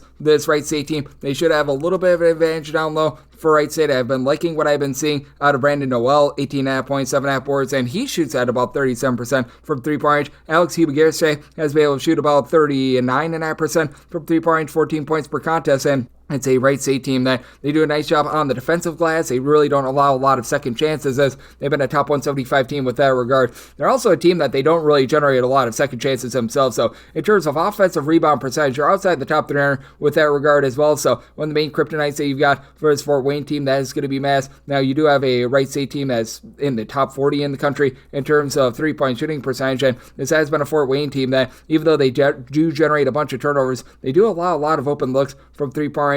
Fort Wayne right now allowing opponents to shoot north of 35% from three-point range. As a matter of fact, on the road it goes up to about 35.3% from three-point range. Meanwhile, Wright State, they do have similar issues themselves. They have been allowing teams to shoot from three-point range in that neighborhood about 34% overall. It does go down to about 20% at home, but I think that that's a bit of an outlier. I do think that Fort Wayne finds a way to get the job done in an up-and-down game. I did set my total at a 157.5, so along with laying the one here with Fort Wayne, also going to be in on this total over as well. 7-11, 7-12 on the betting board. Cal is on the road against North Carolina, and North Carolina is a favorite of 14.5 points. Toss game between 161.5 to a 162, and with Cal, I did set them as an underdog of 14.5 points, so if we can get to a 15 plus, I'm going to be willing to take a shot on those points. Right now, I'm mostly seeing 14.5. I'm seeing one or two straight 14s. That becomes my buy point on North Carolina, but also on this total over. You've got a Cal team that's relatively mid-tempo, but as we know with this North Carolina team, they've been really looking to push tempo. They have been a by far top 50 team in all of college basketball with regards to total possessions per game. As a matter of fact, in their home games, right now they are checking in the top 10 with that regard. And for North Carolina, I do think that they're going to get online a little bit more with their three-point shooting. RJ Davis continues to shoot below 30% from three-point range, but it's been heating up a little bit more here in recent games for North Carolina. They're only about 212th in the country with regards to their three-point shooting percentage. This has been a Cal team that has been a little bit hit or miss from the outside as well, but they're shooting about 35% from three-point range, and neither of these teams really generate a lot of turnovers. Neither of these teams do a nice job really getting up in your grill in general, as for both of these teams are well outside the top 100 in terms of points allowed on a per possession basis. And for Cal, this has been one of the lesser three-point shooting defenses in the country, ranking outside the top 340 with that regard, but they do have a guy that I like in Javon Blackshear, who's been able to shoot 37% from three, runs the offense with about 3 assists, 11 points, a steal per contest, and Andrei Stojakovic has been on a really nice burner run. Jeremiah Wilkerson has coming off the bench. With Jeremiah Wilkerson, he's been able to give you about 16 points per contest, but for Andrei Stojakovic, very much a hit or miss heat check sort of guy, but he's right now averaging about 4.5 rebounds, 20.5 points per contest, and he's been able to get over the 19-point marker in each of his last 4 games, and has supplied 15 plus points in all but one of the games thus far this season that he's played in. So that has been incredibly impressive. You've got a Cal team that really has been lacking quite a bit of something down low, especially with BJ Omot deal with a little bit of an injury. You've got Joseph Alla Joseph, who's able to give you about 4.5 boards per contest, and then Matty Sissoko, Leadward, they've been able to combine for 12 rebounds per game. But this North Carolina team, you've had the Jalen Washington, Jalen Withers, that both give you about 4.5, 5 rebounds per game, but that's a place where they've been very lackadaisical as well. So there should be plenty of second and third chance opportunities for both of these teams to be able to get their offense going. And then additionally, Ian Jackson for this North Carolina team, 15.5 points. He's shooting 42.5% from three-point range. And North Carolina, though their three-point shooting defense, they themselves have been outside the top 175 with that regard. It's been much better than that of Cal's. They've been able to do an okay job on the interior as well. And though you don't necessarily get a lot of rebounding on this team, Jalen Washington has been able to give you a little bit over a block per contest. Elliot could do 6 assists per game, 10 points per contest for North Carolina. Only turned the ball over about 11.5 times per contest with their tempo. Pretty impressive. It's a Cal team that creates a few more turnovers, and with them having to go from west to east, I do think that North Carolina should be able to get the job done in a very up and down game at 14 or less. Right now I'm seeing a few 14s popping up. I'd be willing to lay with North Carolina, and with regards to total, in on the over sub, I total 166.5. Sub 13, sub 14 on the betting board. St. Bonaventure plays us at Richmond. The Itsy Bitsy Spiders of Richmond are a 13-point dog. Totals between 131.5 to a 132.5. Sub Richmond as a 14.5 point underdog. I'm going to be willing to lay with St. Bonaventure. St. Bonaventure got off to a 12-1 against the spread run to begin the season. They have failed to cover each other last 2, but I do think that this is a nice bounce back spot for them. They continue to be a top 45 team in the country in terms of points allowed on a per possession basis. The offense does leave a little bit of something to be desired from the outside. Lajay Jones has shot it amazingly from 3-point range at 51%, 11.5 points per contest. And then you have Melvin Council is just a statue star for 14 points, 5 boards, 4 assists, 2.5 steals per contest. But really outside these two guys, you don't necessarily get a ton from the outside, but they do a nice job of just doing the little things well. This is a team that they shoot 74% of the free throw line. This is a team that, with regards to their defensive rebound percentage, they're a top 75 team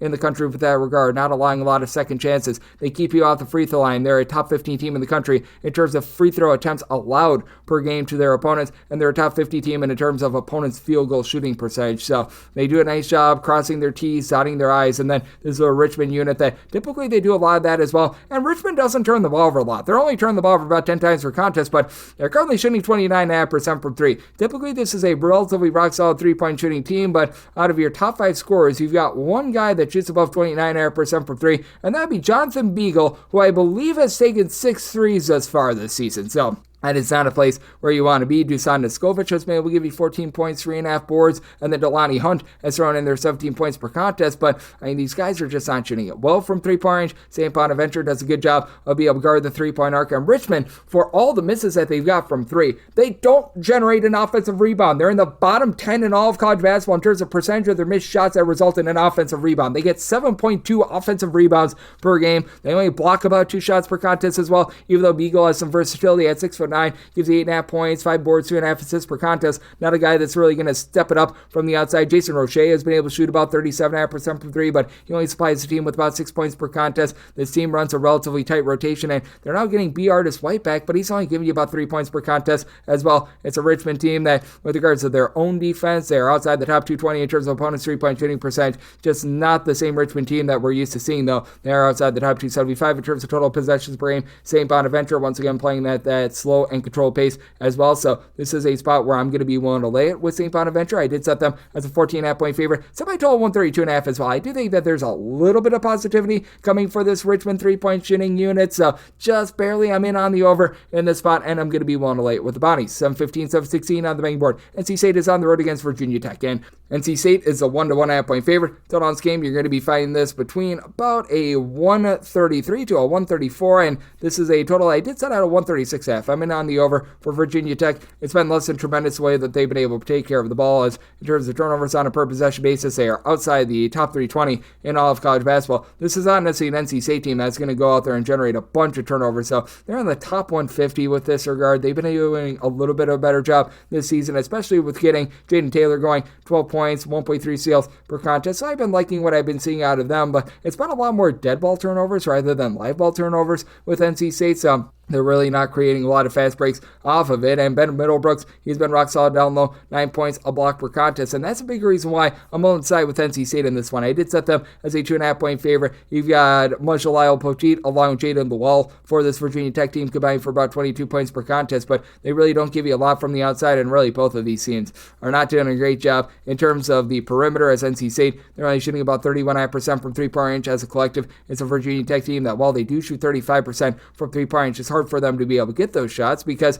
you've got at the point guard spot Brandon Rechsteiner. He's been able to give you about 7 points, 3.5 assists, and has cut down on the turnovers a little bit recently, but they're relying upon Heizier Miller being able to run the offense. He obviously got involved in the gambling scandal over at Temple last season, so that has caused things to be very stagnant in the backcourt. They just have not been able to find answers. So Ben Burnham starting to be able to emerge a little bit more for the team. Comes over from Charleston, has some good size, is able to give you 7.5 points per contest. Right now, shooting 48.5% from three-point range. So we'll see if that continues to manifest himself. Always been a good three-point shooter, but for this Virginia Tech team as well, they have been just incapable of being able to take care of the little things, and I do think that that's going to be very costly in this circumstance against an NC State team that, again, they don't necessarily shoot it amazingly from three-point range, but you've been able to get good scoring on the interior for Marcus Hills, been able to give you 13.5 points per contest. Michael O'Connell does a good job being able to flow clean offense as NC State back in the top 30 nationally in terms of fewest turnovers on a per possession basis, and though NC State doesn't shoot it well from three,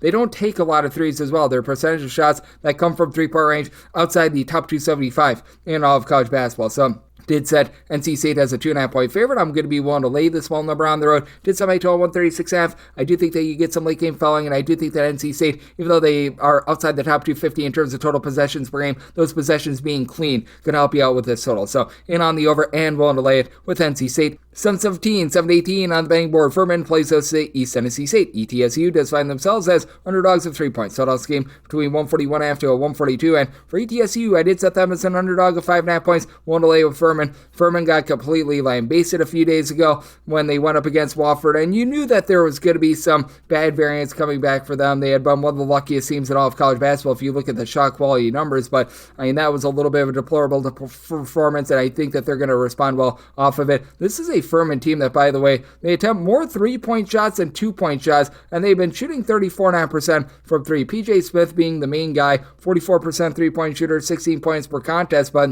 for Furman, they're inside the top 125 in terms of points allowed on a per possession basis. They've really throttled themselves down as well. They're outside the top 280 in terms of total possessions per game, so they're playing much more slowly than they have in past seasons. Garrett Hine, Cooper Bowser, they've been able to combine for 10 rebounds per game, and Ben Vanderbilt throws in there about 5 rebounds per game as well. So even though you don't have that one like alpha dog with regards to rebounding, they do an okay job on the glass. ETSU should be able to win that battle. They're back within the top 125 with regards to rebound percentage, and for ETSU, just a much better 3-point shooting team than they've been in past years. As for ETSU, this team last year was outside the top 275 with regards to their 3-point shooting percentage, but Kumari Peterson, great name, 18 points per contest, shooting 41.5% from 3-point range. The Buggy Man, John Buggs III, has been able to give you 12.5 points. He shoots 42% from 3-point range. ETSU keeping things relatively clean, only turn the ball over about 11.5 times per contest, top 125 team in terms of generating turnovers as well. They do leave themselves a little bit vulnerable from the outside though. They're allowing opponents to shoot in that neighborhood about 32.5% from 3-point range. If you look at them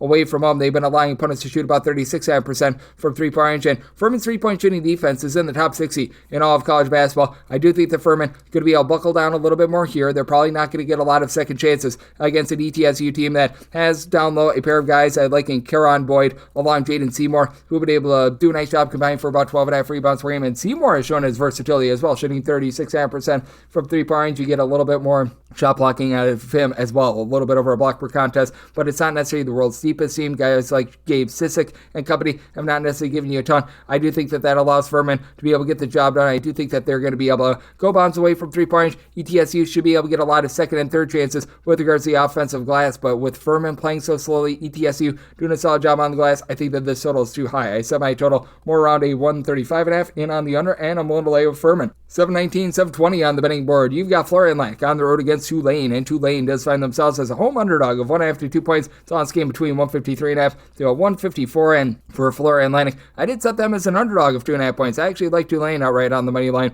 For Florida Atlantic, this has just not been a good defense in general, and it's not like they shoot amazing from 3-point range. Florida Atlantic plays fast. They're in the top 25 in terms of total possessions per game. They shoot about 34.5% from 3-point range. This does ascend to about 35.5% when they're on the road, but this has been a Florida Atlantic team that's turned the ball over north of 12.5 times per contest. If you look at them in terms of points scored on a per possession basis, they're just a skosh outside the top 100. This is a Tulane team that it's taken them a little bit of time to be able to figure things out. They're about 165th in the country in terms of points scored on a per possession basis, but they're starting to be able to get things all sorted out as you've been able to get good production out of Caleb Banks, who comes over from Indiana. He's saying 6'8". He's shooting nearly 40% from 3-point range, 15 plus points per contest. Rowan Brumba has been able to dole out 4.5 assists to less than 2.5 turnovers per game for Tulane. At home, they've been shooting 38% from 3-point range. This does decline all the way down to about 28.5% in a road/shoot court environment, but for Tulane, they've made a few adjustments from where they were the last few seasons in terms of their tempo. They used to be a top 10 team in the country in terms of total possessions per game, and now they're clocking in more about 137th in the country this season. And when it comes to just being able to take care of the ball in general, they do a much better job with that, as Tulane is right now in the top 90 in terms of fewest turnovers on a per possession basis. Meanwhile, in terms of turnovers forced on a per possession basis, they've been a top 90 team with that regard, and it's a Florida Atlantic team that sometimes they get a little bit loose with it. They're about 95th in terms of being able to generate turnovers themselves, and for Florida Atlantic, it's not really one guy that is like the alpha dog or anything like that. You do have Bob Miller down low. He's been able to do a pretty solid job giving this team 6+ rebounds per game. He's able to pop it from 3-point range himself at about 6'11", so like what he's showing there. But you've got Trey Carroll along with Miller, I mentioned, Lullen Walker, Caleb Glenn, averaging between 10.3 and 12.5 points per contest. In the case of Glenn, he's been your top 3-point shooter at about 40% from 3 points. Kai Tandy, who's the top scorer over at Jacksonville State a season ago, 9 points per contest, shoots 39% from 3-point range. But again, it is a Florida Atlantic team that they don't come without their warts in terms of their defensive rebound percentage. You're outside the top 200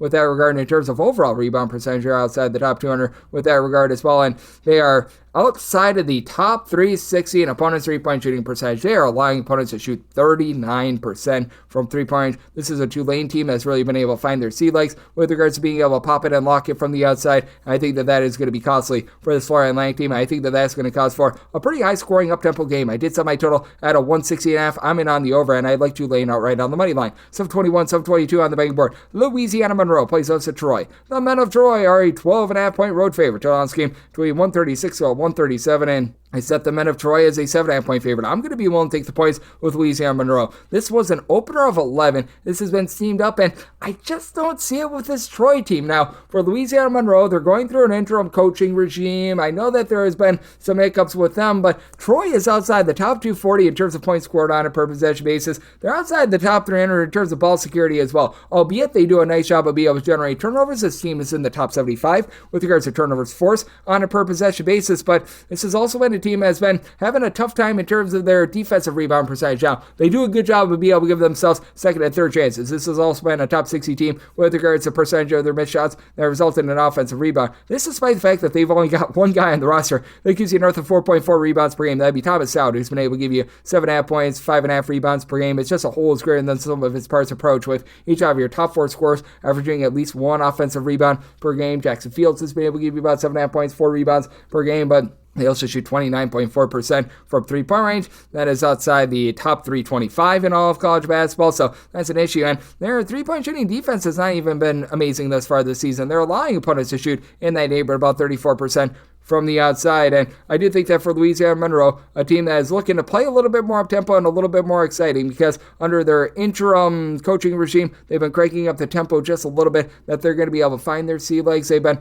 okay, but not great with regards to their 3-point shooting defense. They're about 180th in all of college basketball, but I've been noticing that this Monroe team has been playing a little bit more through the, shall we say, guards of this team, because down low you do have guys like Edu Dediero, who have been able to give you 4.5 rebounds per game. Jerry Gogpot has been able to give you a bit of something down low, but Jalen Bolden has really been the main guy for this team. He's been able to supply 13 points per contest. He only shoots about 18% from 3-point range, but Colty Young, he's been able to shoot 40% from the outside. Jacob Wilson shoots 37% from 3-point range. That's something that they were really lacking a season ago. And then Malachi Willis has been able to give you 9.5 points, 6.5 boards, throws in there a steal per contest. As this Louisiana Monroe team, in terms of turnovers forced on a per possession basis, they've been a top 175 team this season as well. They've ascended with that regard. They've been vulnerable on the interior. They're outside the top 300 in terms of opponents' 2-point shooting percentage. That'll bode well for this Troy team that just has not shot it well from 3-point range. That said, I do think that Louisiana Monroe finds a way to stay within the number. I've actually liked what I've seen out of this interim coaching staff. They had a little bit of a rough one when they went up against Southern Miss, but did a nice job holding in there a few days ago. They lose that game to Louisiana by 3, their interstate rival, and I do think that they hold within this one. I set my line at 7.5.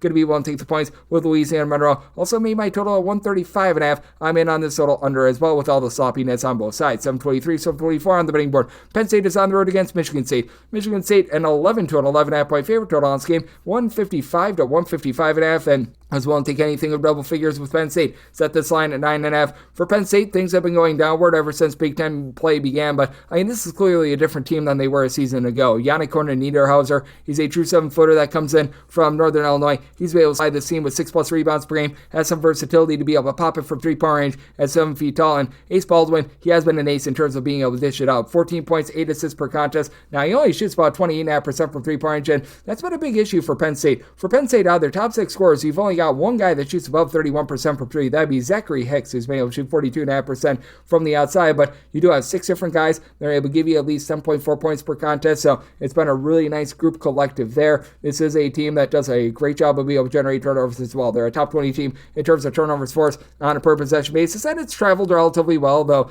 3-point shooting defense and things like that have gone downward when they have hit the road. And you do have a Michigan State team that has turned the ball over about 12.5 times per contest in terms of turnovers on a per possession basis. They're outside the top 175 with that regard. And this Penn State team that has had a tough time being able to guard the arc away from home, they face off against a Michigan State team that's shooting just 29% from 3-point range. So that should help out a Penn State team that they are about 150th in the country in terms of opponents' 3-point shooting percentage. Now Michigan State doing a much better job of generating turnovers. They're in the top 75 with that regard, and it is a Michigan State team that has really done a good job of being able to lock down from 3-point range. Teams at home against them are shooting just 26.1% from 3-point range. That's the top 50 mark in all of college basketball. And for Michigan State, top 10 team with regards to rebound rate as well. As you don't necessarily have that one guy that's going to go out there and give you a double-double, but Simon Zapala is a 7-footer that comes in from Longwood. He's been able to give you about 5 rebounds per game. You've been able to get a lot out of Jackson Kaler, about 8 points, 8 boards per contest, and then Jaden Akins has been the lone double-figure scorer for the team, 14 points,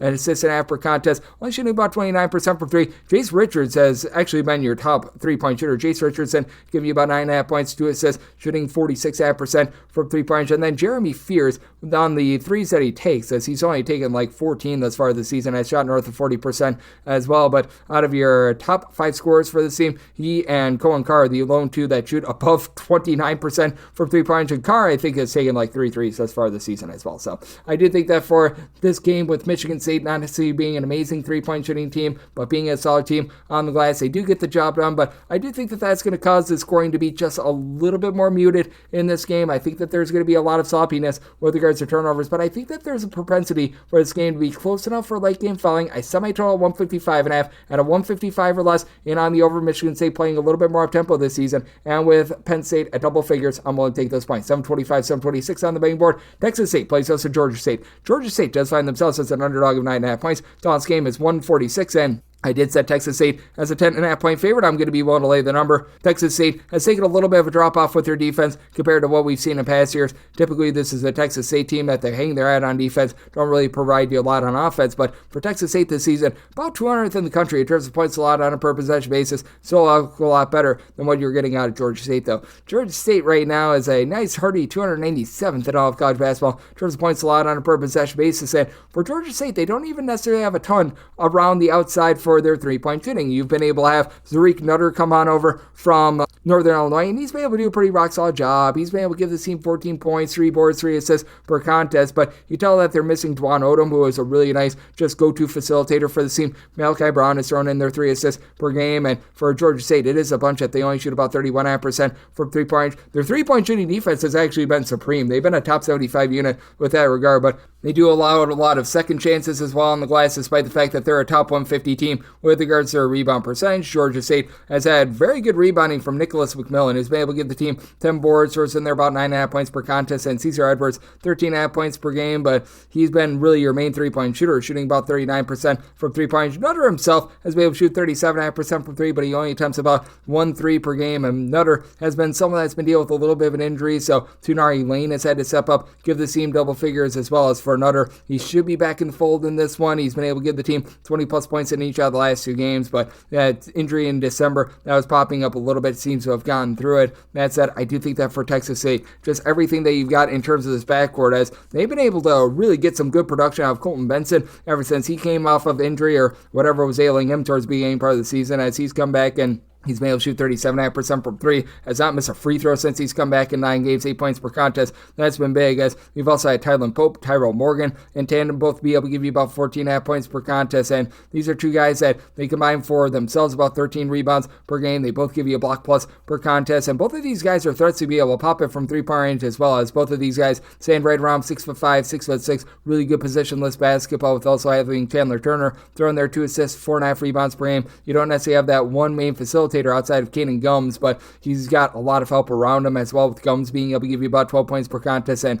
he himself has been able to do a good job generating some turnovers, about a steal and a half per game. And Mark Drone, I don't know where this guy has come from, but I believe that he was a non-Division I transfer. He has come in the last 2 games, and he has given the team a combined 47 points and 6 steals in these last 2 games. I think that that's a real X factor for Texas A&M. Probably is going to send their totals northward a little bit more moving forward, so that's something that I will be gauging. I did set my total here at a 144.5 because I do think that Georgia State is just going to be a little bit too sloppy with the ball. I'm going to be in on the under, and I'm willing to lay it with Texas State. 727, 728 on the betting board. South Alabama is going to be playing against Southern Miss, and Southern Miss is an 11.5 to a 12.5 point underdog. Total this game between 138.5 to a 139, and with Southern Miss, I did set them as a underdog of 14.5 points, willing to lay with South Alabama. South Alabama is just doing so many little things well. They're a top 20 team in terms of being able to take care of the ball. They're a top 20 team in terms of turnovers forced on a per possession basis. And Southern Miss, they're turning the ball over darn near 15 times per contest. Good news is they do have Andre Curbelo back in the fold, and he's been able to give the team double figures. And I've just noticed this when Southern Miss has had him out there on the floor. With him out there on the floor, they're a top half of the team in all of college basketball in terms of total possessions per game.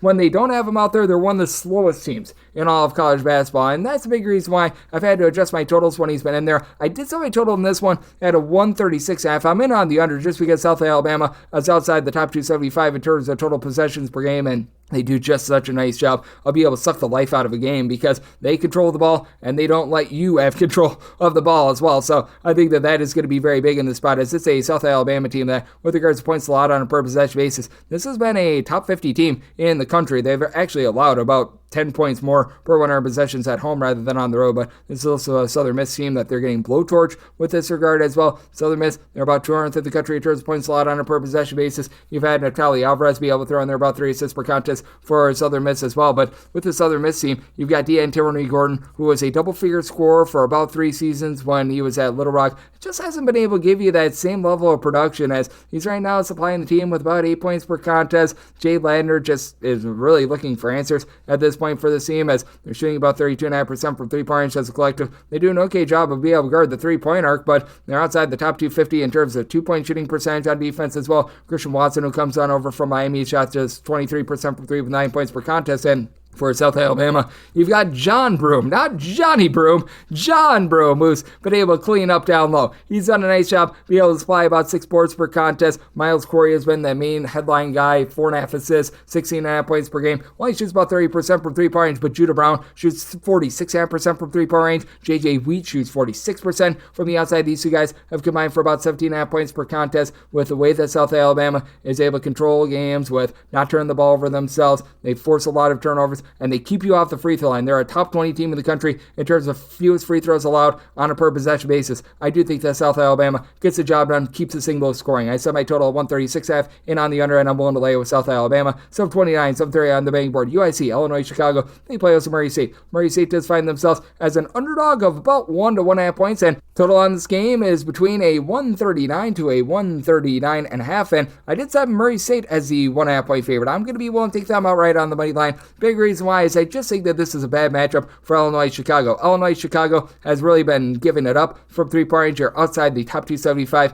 in terms of opponents' three-point shooting percentage. Now, they themselves have been able to do a relatively solid job of being able to hit their threes, as well as they have turned the ball over along the way as well. They're turning the ball over about 13 times per contest, but got a guy in Javon Jackson who's been able to do out some good clean offense, 2 steals, 3 assists, 12 points per contest, shoots 35% from three-point range, and then Jordan Mason, Tyum Freedom. These two guys have been able to combine to shoot just above 38.5% from three-point range. They both give you about 10 points per contest, liking what I'm seeing there. And Sasa Sani, good versatility out of him. He's able to pop a few threes, 11.5 points, 9 rebounds per contest, but with this Illinois Chicago team really giving it up from three-point range and just not doing the world's greatest job of being able to guard from the interior as well. They're outside the top 165 with this regard as well. It is a Illinois Chicago team that's outside the top 225 in terms of points allowed on a per possession basis. I think that this is going to be too much against the Murray State team that has done one thing very well this year: guard the perimeter. Murray State is allowing teams to only shoot 30.2% from three-point range on the road. That goes down to 29.8% from the outside. That's the top 40 mark in all of college basketball. And for Murray State, they do leave a little bit of something to be desired down low. I thought that Kyron Lindsey, who came over from Georgia, was going to be able to give you a tad bit more down low. He's only been able to give you about 5 rebounds per game, but Jacoby Wood has been able to supply the team with 13 points, 5 assists, albeit on about 3.5 turnovers per game, but he's shooting 38% from three-point range. A.J. Ferguson shoots 46% from the outside. Alden Applewhite, he shoots about 44% from three-point range. Ferguson, much more of a scorer with about 11.5 points per contest. Applewhite only gives you about 6.5 points per game, but it's been a Murray State team that has been able to win games along the perimeter, and they don't even allow you to get off a lot of three-point shots, and that's really where UIC's bread is buttered. I think that this is a rough matchup. It's a Murray State team that, as well as a top 150 unit in terms of turnovers forced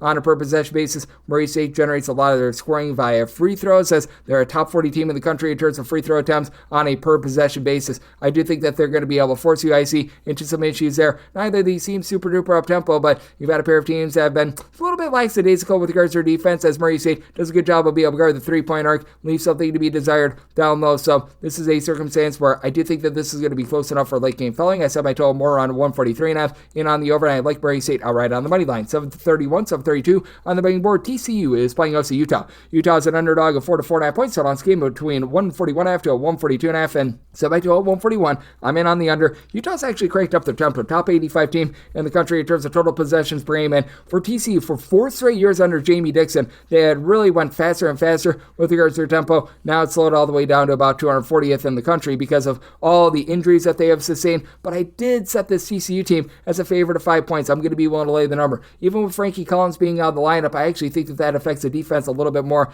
than the offense, as for TCU, you don't have that main scorer as of right now. You've got Noah Reynolds, who's been able to give you some facilitation, throws in there 3.5 points, 12.5 points per contest, and he might be starting to become a little bit more of that go-to scorer, but you've got 3 other guys, Terzarian Wade, Vashawn Alouette, along with Brandon Wetzel, who will give you between 8 and 11 points per contest. Wetzel, throughout his career, has always been a relatively rock-solid three-point shooter, and this year shooting 45.5% from 3, and it's much needed because this is a team that as a whole, you shoot about 33% from the outside, but for TCU, back in the top 75 with regards to turnovers forced on a per possession basis, and they've locked you down from three-point range. Top 40 unit in terms of opponents' three-point shooting percentage, and Utah is very much based around their three-point shooting, as you've got Madsen squared, Gabe and Mark Madsen, who have been able to combine for about 26.5 points per contest. Gabe Madsen is right now shooting 36% from three-point range, and Mark Madsen shoots 42.5% from three-point range. It's a Utah team that they are not trying to let it fly. About 45% of their field goal attempts come from three-point range, and they shoot about 35.5% as a collective. They do allow a lot of offensive rebounding opportunities. They themselves have been okay on the offensive glass as well. It's a Utah team that's in the top 75 with regards to their rebound rate. Lawson Lovering has been able to give you 10 points, a little bit over 5 boards per contest, and Canu Dawes has been able to give you 5 boards per contest as well. Dawes was dealing with a little bit of an injury. He's been able to return back in the fold for this team, but with Utah, as you could expect, a team that is at elevation like this, they do have a big disadvantage when they go on the road. As you just take a look at Utah's offensive efficiency numbers, they are scoring darn near 27.5 points fewer per 100 possessions on the road rather than at home. The defense is very much diminished as well. This is a Utah team that in terms of points allowed on a per possession basis this year, they're 65th, but they're allowing about 20.5 points more per 100 possessions when they hit the road rather than when they are at home, and I think that that's going to be a big giant undoing for them. This is a Utah team that was referring to it. Their three-point shooting percentage, really where the bread is buttered, they shoot just 27.8% from three-point range on the road. I do think that with TCU having Ernest Uday being able to give 8.5 rebounds per game, they find a way to get the job done in this spot. I did set my line at a 5, so want to lay it at 4 to 4.5 with TCU. I do think that with the diminished three-point shooting, it causes for an under. Set my total 141.5, so also in on the under. 733, 734 on the betting board. Another game that I wrote up. Radley is going to be playing us Indiana State. Sycamores are between a 7.5 to an 8.5 point underdog. Total on this game is 154.5 to a 155, and somehow, some way, Circa gave out a 6.5 on this game. I was willing to take that, even at the 7.5 to an 8. I'm still very willing to lay this number, as I wrote up Bradley as I had set them as a 12.5 point favorite, and the big reason why is that Indiana State, I think, is just matching up very badly here against this Bradley team. Bradley is number 3 in all of college basketball with regards to their three-point shooting percentage, and Indiana State just simply doesn't take care of the ball. For one, they are about 350th in the country in terms of turnovers on a per possession basis. Might be closer to about 340th, but 15 plus turnovers per contest, that's just simply not cutting it. Indiana is another one of those teams that they do rely upon the three ball for Indiana State. They're shooting about 35.3% for three-point range, which is solid. That's a top 100 mark in all of college basketball, but you've got a Bradley team that not only do they do a nice job of being able to pop it from three-point range, but as well, they've done a nice job of being able to guard the arc. They're allowing opponents to shoot 27.2% from three-point range at home. That's a top 25 mark mark in all of college basketball. And for this Indiana State Sycamores team, you've got a little bit of something down low with Aaron Gray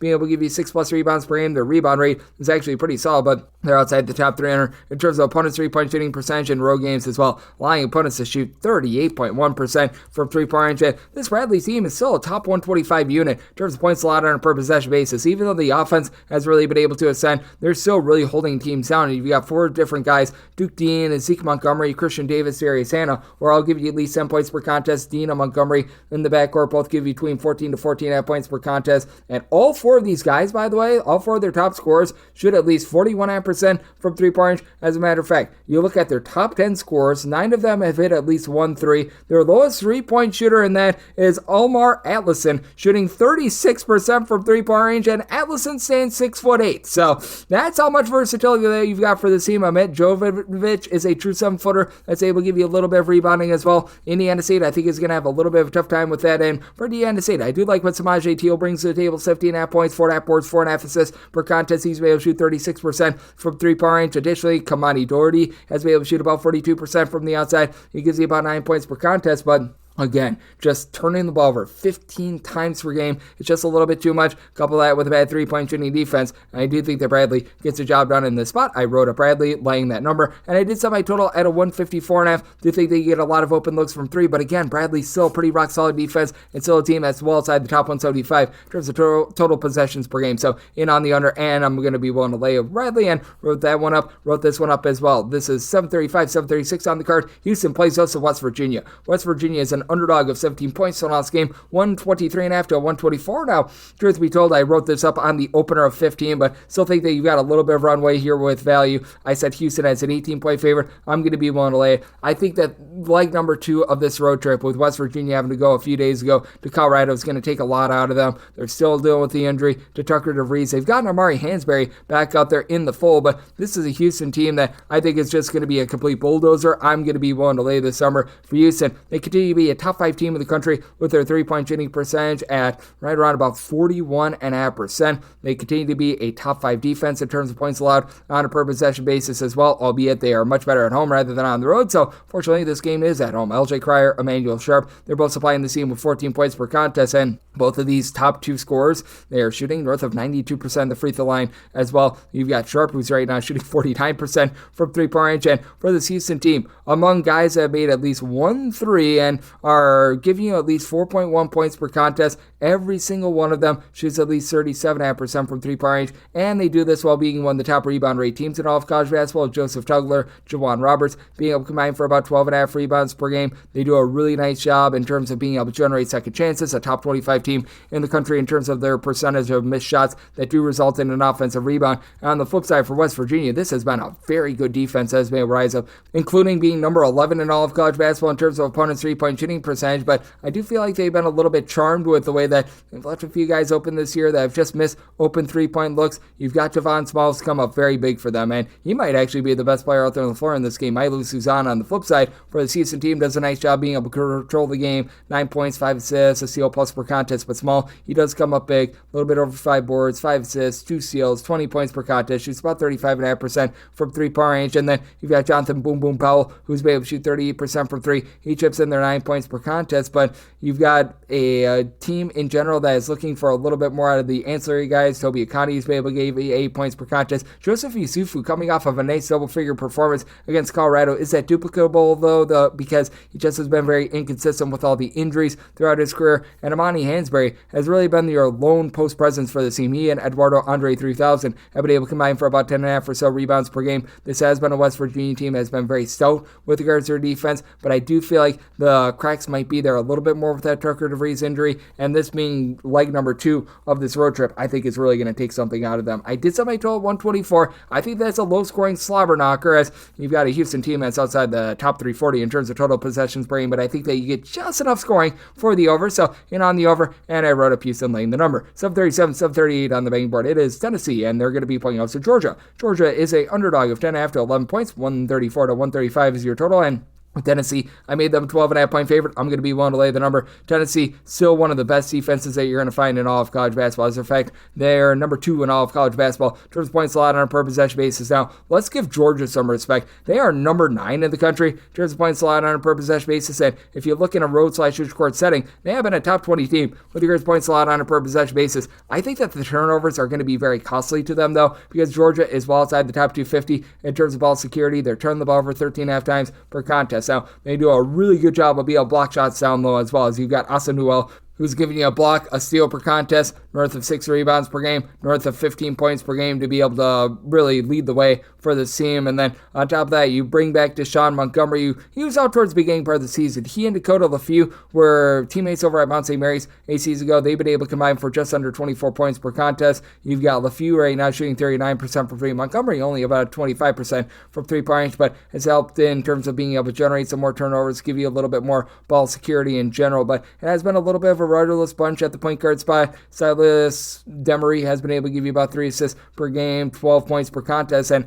I think that Tennessee is going to absolutely eat that up, as Tennessee, once again, one of your top rebound rate teams in all of college basketball. This despite the fact that you lose some of the big men from a season ago, but Igor Milicic, Felix Opara, they've been able to combine for just under 15 rebounds per game. Milicic is able to pop it from 3, but he's shot less than 30% from 3-point. Shaz Lanier has been your main guy, shooting about 43.5% from 3 on volume with about 8.5 threes per contest, 19 points per game. Has had a few cool games this year, but all in all, it's done a nice job there. And this is also a Tennessee team that's number 1 in all of college basketball with regards to opponents' 3-point shooting percentage. They've been once again a top 30 team with regards to rebound percentage, or a top 40 team with regards to opponents' 2-point shooting percentage. They're really checking all the boxes in terms of the defensive front. They do an okay job of generating turnovers, not necessarily amazing, but they themselves only turn the ball over about 11.5 times per game, and you've got good depth with guys like Cade Phillips, Shumai Mashek being able to step up, give this team a combined about 11.5 points per contest between the two of them. They both do a nice job at glass, and then with Zakai Ziegler, give you 2 steals, 7.5 assists per contest. I do think that Tennessee, with that supreme ball handling, they find a way to be able to get the job done in what I think is going to be a little bit more of a slog of a game. Tennessee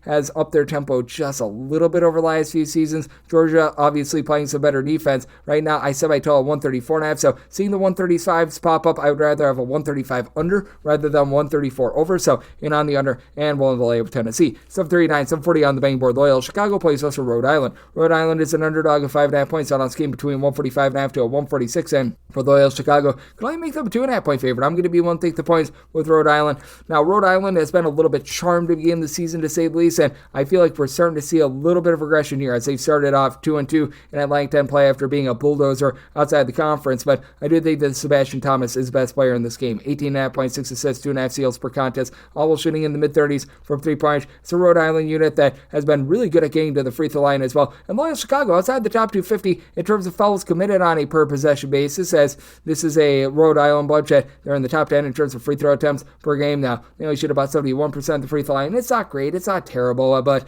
I do think that they're going to be able to do a nice job down low against a Loyola Chicago team that has Miles Rubin, who's able to give you 2+ blocks per contest. Loyola Chicago, year in and year out, a top 50 team with regards to their overall rebound percentage, but Javonte Brown throws in there 7 boards, 7 points per contest. David Green, 15.6 rebounds. He's been able to shoot north of 40% from 3-point range as well. David Fuchs has been able to give you 7 rebounds per game. And then on the flip side, you've got yourself a Loyola Chicago team that just getting back Jaden Dawson, I think is so big for this team, because prior to the start of the season, he was one of their top 5 scorers, and when he's been out there thus far this season, he's been a top 3 guy, being able to give you double figures. Des Watson, who led the way in scoring last season, he's actually been more of your number 3, number 4 option with about 11.5 points per contest. And it's a Loyola Chicago team that they shoot about 35% from 3-point, but in a nip and tuck game, this team also does shoot 64.9% at the free throw line. That is outside the top 330 in all of college basketball. Miles Rubin, again, very rock solid down low. He's able to give you 5 rebounds per game. And for Loyola Chicago, they don't necessarily generate a lot of second chances.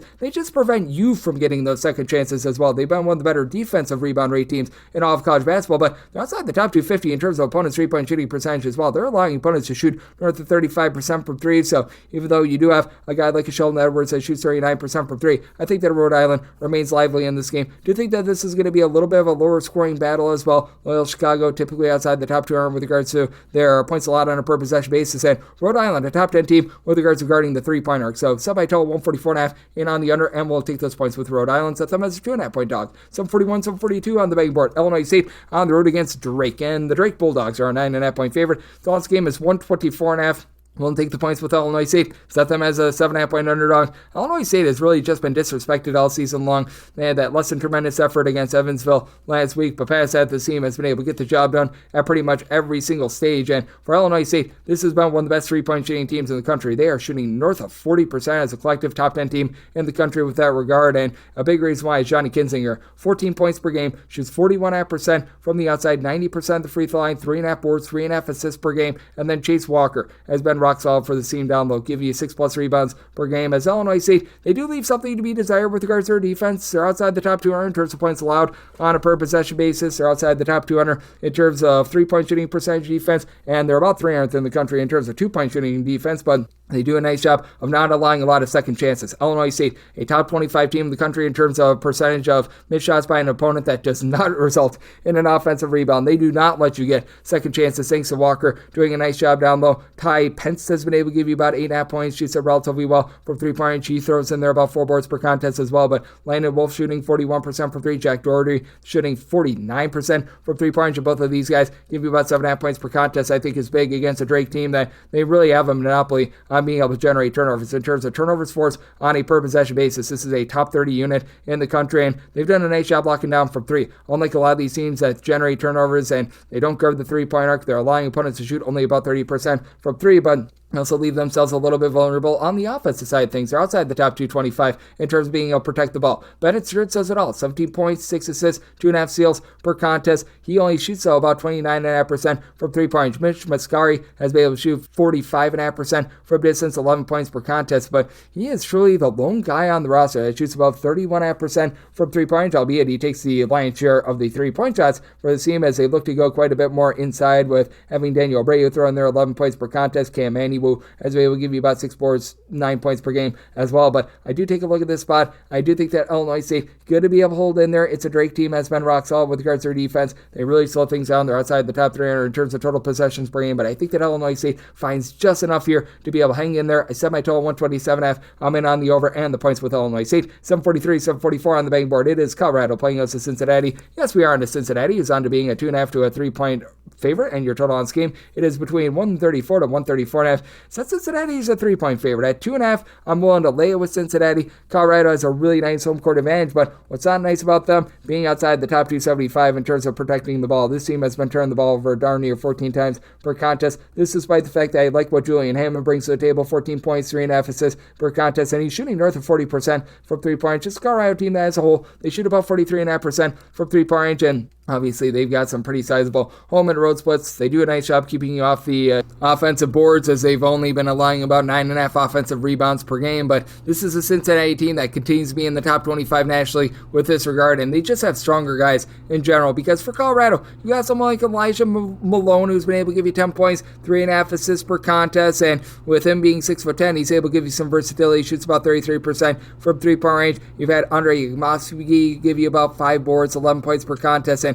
Trevor Baskin throws in there about 6 rebounds per game as well, but I just don't know if they're going to be able to match up with someone like an Aziz Benengo, who's a true 7-footer that's able to give you a block and a half, 6+ rebounds per contest. So Mitchell has been able to give you 11.7 rebounds per game. Now, something that can come into play here, Cincinnati is terrible at the free throw line. They are shooting 62.7% at the free throw line. Dylan Mitchell is right now shooting, and I'm not even kidding here, 26.5% at the free throw line. Like, my goodness gracious, that's less than savory to say the least, but Dan Skillings has come back. He's given the team a shot in the arm with regards to the backcourt. He and Simeus Lucasius combined to shoot about 37.5% from 3-point range. They combined for about 25 points per contest. Love what they're able to do. It's a Cincinnati team that I feel like their numbers are a little bit warped because they played against some of the lesser competition out there in non-conference play. So, I mean, that does make their defense look a little bit better than what it is, but they're still a top 25 team in terms of points allowed on a per possession basis. They've been a top 10 unit in terms of opponents' 3-point shooting percentage, and they just run you off the 3-point line as well. They allow fewer than 5 made threes per game. That is number 1 in all of college basketball. Colorado, they are looking to pop it a little bit more from 3-point range, so I think that that's going to cause for a little bit of a lower scoring slog in this one. I set my total at 133.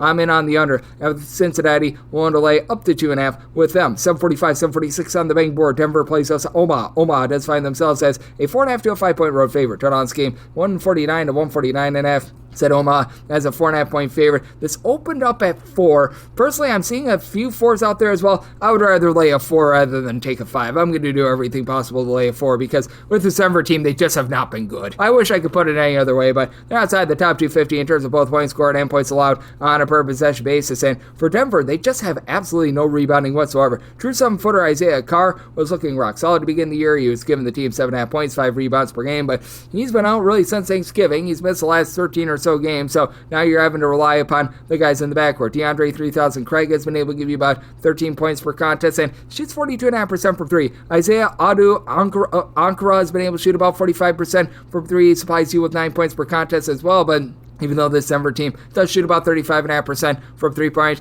they are 359th in the country in terms of opponents' 2-point shooting percentage.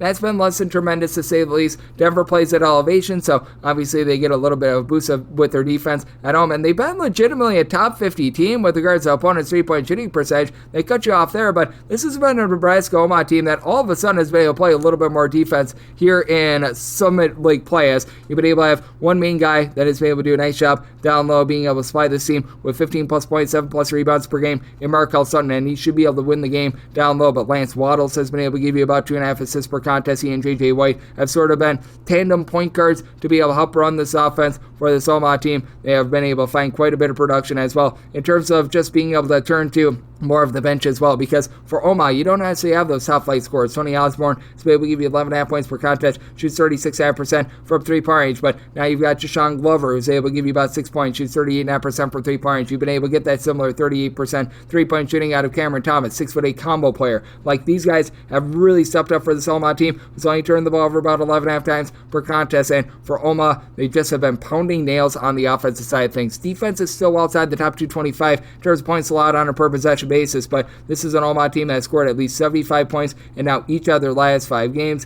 They had a little bit of a rough go of it in non-conference play, playing against the likes of Iowa State, what have you, but this is also a Denver team that they have lost 7 straight. This Denver unit has now given up at least 80 points, and I believe all but one of their losses. They actually held down North Dakota State a few days ago, but that said, this has been less than tremendous for them, and I do think that this is going to be one where Omaha going to be able to pop off a little bit more with regards to their offense, but this is an Omaha team that's outside the top 275 in terms of total possessions per game, so I think that this game gets throttled down just enough for it under semi-total 148.5, and with Omaha, 1 to lay up to 4 with them. 747, 748 on the betting board. Pittsburgh is on the road against Florida State. Florida State is a home underdog of 1.5 to 2 points. Total on this game, it is 149.5 to 150.5. Did semi-total 148.5. I'm in on the under. Florida State has done a nice job of being able to generate turnovers. Top 40 team in the country in terms of turnovers forced on a per possession basis, but this is a Pittsburgh team that has done a nice job of protecting the ball. Pittsburgh not going to light you up from 3-point range. You've got your top 2 scorers in Jalen Lowe along with Ishmael Leggett doing a nice job running the offense. They combine for 34 points,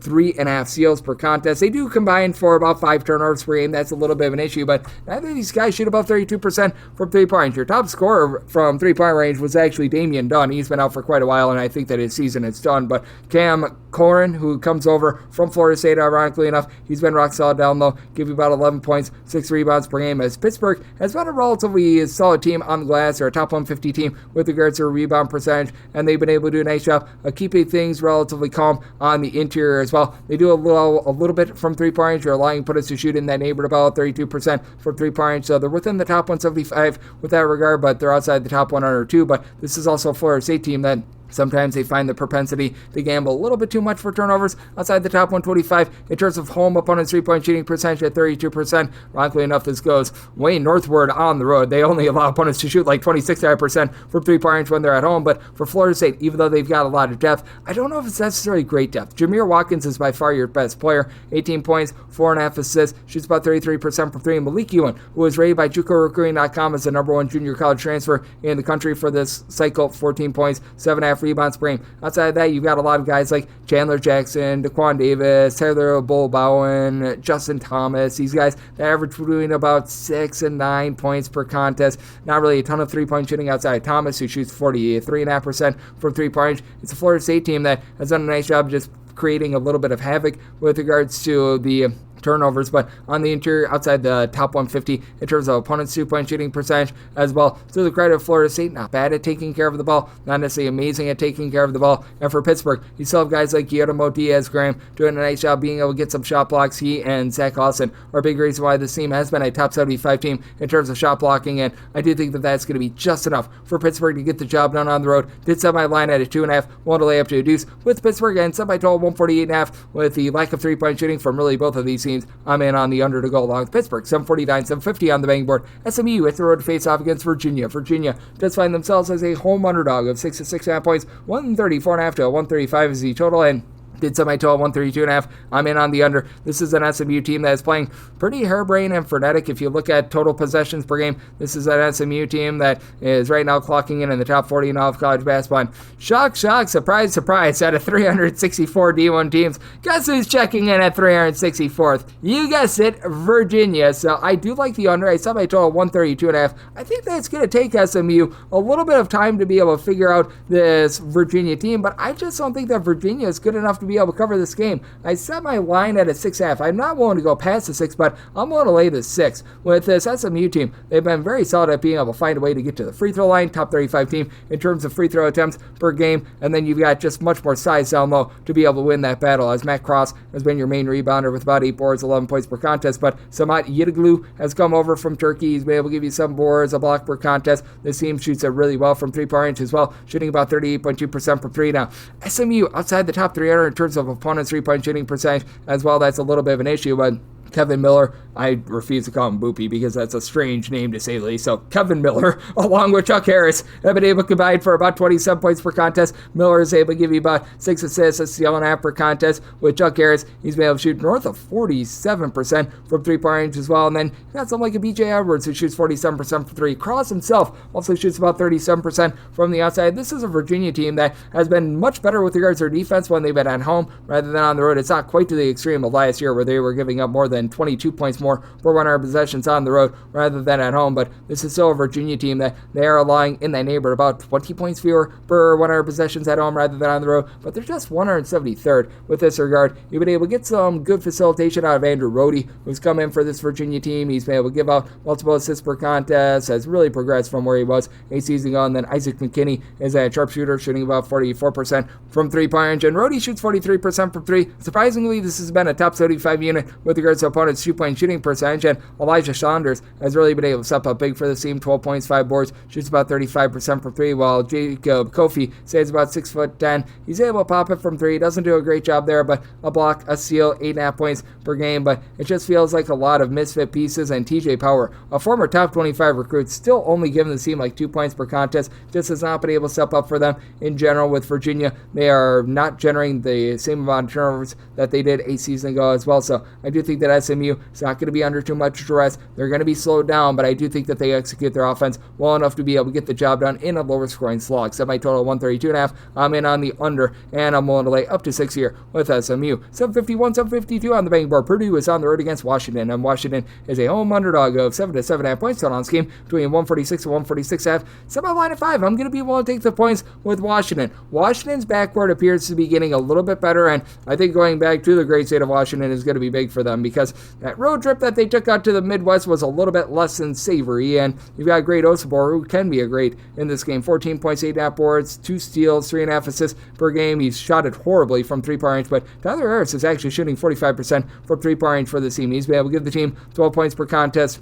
Not having Frank Kepanog for pretty much the entirety of the season has caused Osabor to have a little bit more on his plate, but you've got Wilhelm Breitenbach, who's been able to step up a little bit more as well. He supplies the team with about 5 points per contest and has shot north of 40% from 3-point range with good versatility at 6'10". On the flip side, you do have a Purdue team that's well outside the top 75 in terms of points allowed on a per possession basis, and they're going to give you some open looks from 3-point range. They haven't been quite as dominant on the glass as they were a season ago. Shock, surprise, surprise. That's what happens when you lose Zach Edey. And for Purdue, top 10 second team in the country with regards to their own three-point shooting percentage, but it's just not the same when they're away from West Lafayette. At home, they're shooting 43.8% from three-point range. On the road, they're shooting more like 35%, which, 35% is fine, but it's not the same as it is at home. You've got Braden Smith, who's been one of the better point guards in the country, 2 steals, 9 assists, 15 points per contest. He shoots 41.5% from three, and as a matter of fact, your top 4 scorers for this Purdue team, CJ Cox, Fletcher Lawyer, Trey Kaufman-Renn, all do shoot at least 42% from three-point range, with Smith being the low man. But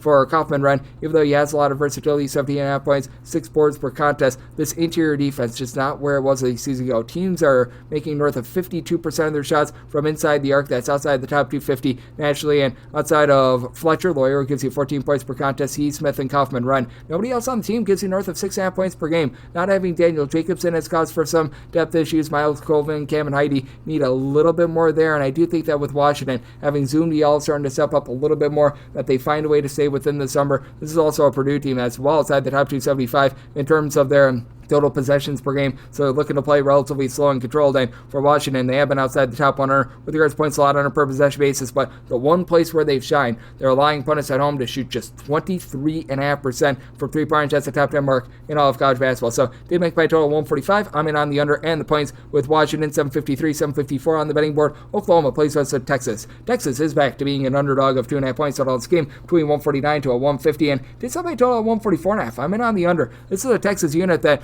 when they've been at home, they've been a top 5 squad in terms of points scored on a per possession basis. That really doesn't translate too well on the road. Even though Jordan Pope has been able to find his bearings, he's been able to be a double-figure scorer for the team thus far this season. This team is averaging about 30 points fewer per 100 possessions when they're on the road rather than when they are at home. And this is an Oklahoma team that has found themselves in a big giant rut as well. Jalen Moore has been able to give you more, 14 plus points per contest, throws in their 6 rebounds. So I've been liking what I've been seeing out of him. This is an Oklahoma team that is in the top 25 with regards to points scored on a per possession basis, but I do still think that they need to cut down on the turnovers a little bit, as they have brought in Jeremiah Fears, who's been able to give you 4.5 assists. He's been able to knock down some big shots for the team with about 16.5 points per contest. 3.7 turnovers per game is a little bit less than tremendous. So Kobe Elvis, Duke Miles, they've come into the program. They've given you combined about 21.5 points per contest, and Miles, to his credit, shoots 44% from 3. Bryson Gudine has been able to shoot 43% from 3-point range. He had that game, I believe it was against Texas A&M, where he could not miss from 3. And Oklahoma is a really good perimeter defense. They only allow you to shoot 27.5% from 3. Top 10 mark in all of college basketball. Do think that that's going to go southward just a skoge, but I do think that with Texas, they're going to be able to do a good enough job on the glass and on the interior to be able to hold in this game. So right now, seeing that number at a 2.5, I set mine at a 2.5 as well. I'm starting to see some threes pop up, and that'll be my buy point on Texas. But with Texas, you've got Arthur Kaluma, who I think is actually going to be the best player in this game. With Kaluma, he's been able to really up himself in terms of the overall versatility. 14.5 points, 8 boards, multiple assists, a steal per contest, and right now he's shooting 49% from 3-point. Certainly a little bit of regression coming there, but Trey Johnson, he's able to throw in there multiple assists. He gives you 19 points, shoots north of 40% from 3-point. It's a good old situation of something he's got to give Texas a really good 3-point shooting team that's in the top 25 nationally with that regard. This is an Oklahoma team that has been amazing from a perspective of being able to guard the 3-point line, and for Texas, they really don't turn the ball over a lot. Just 9 turnovers per game. They're outside the top 2 with regards to total possessions per game.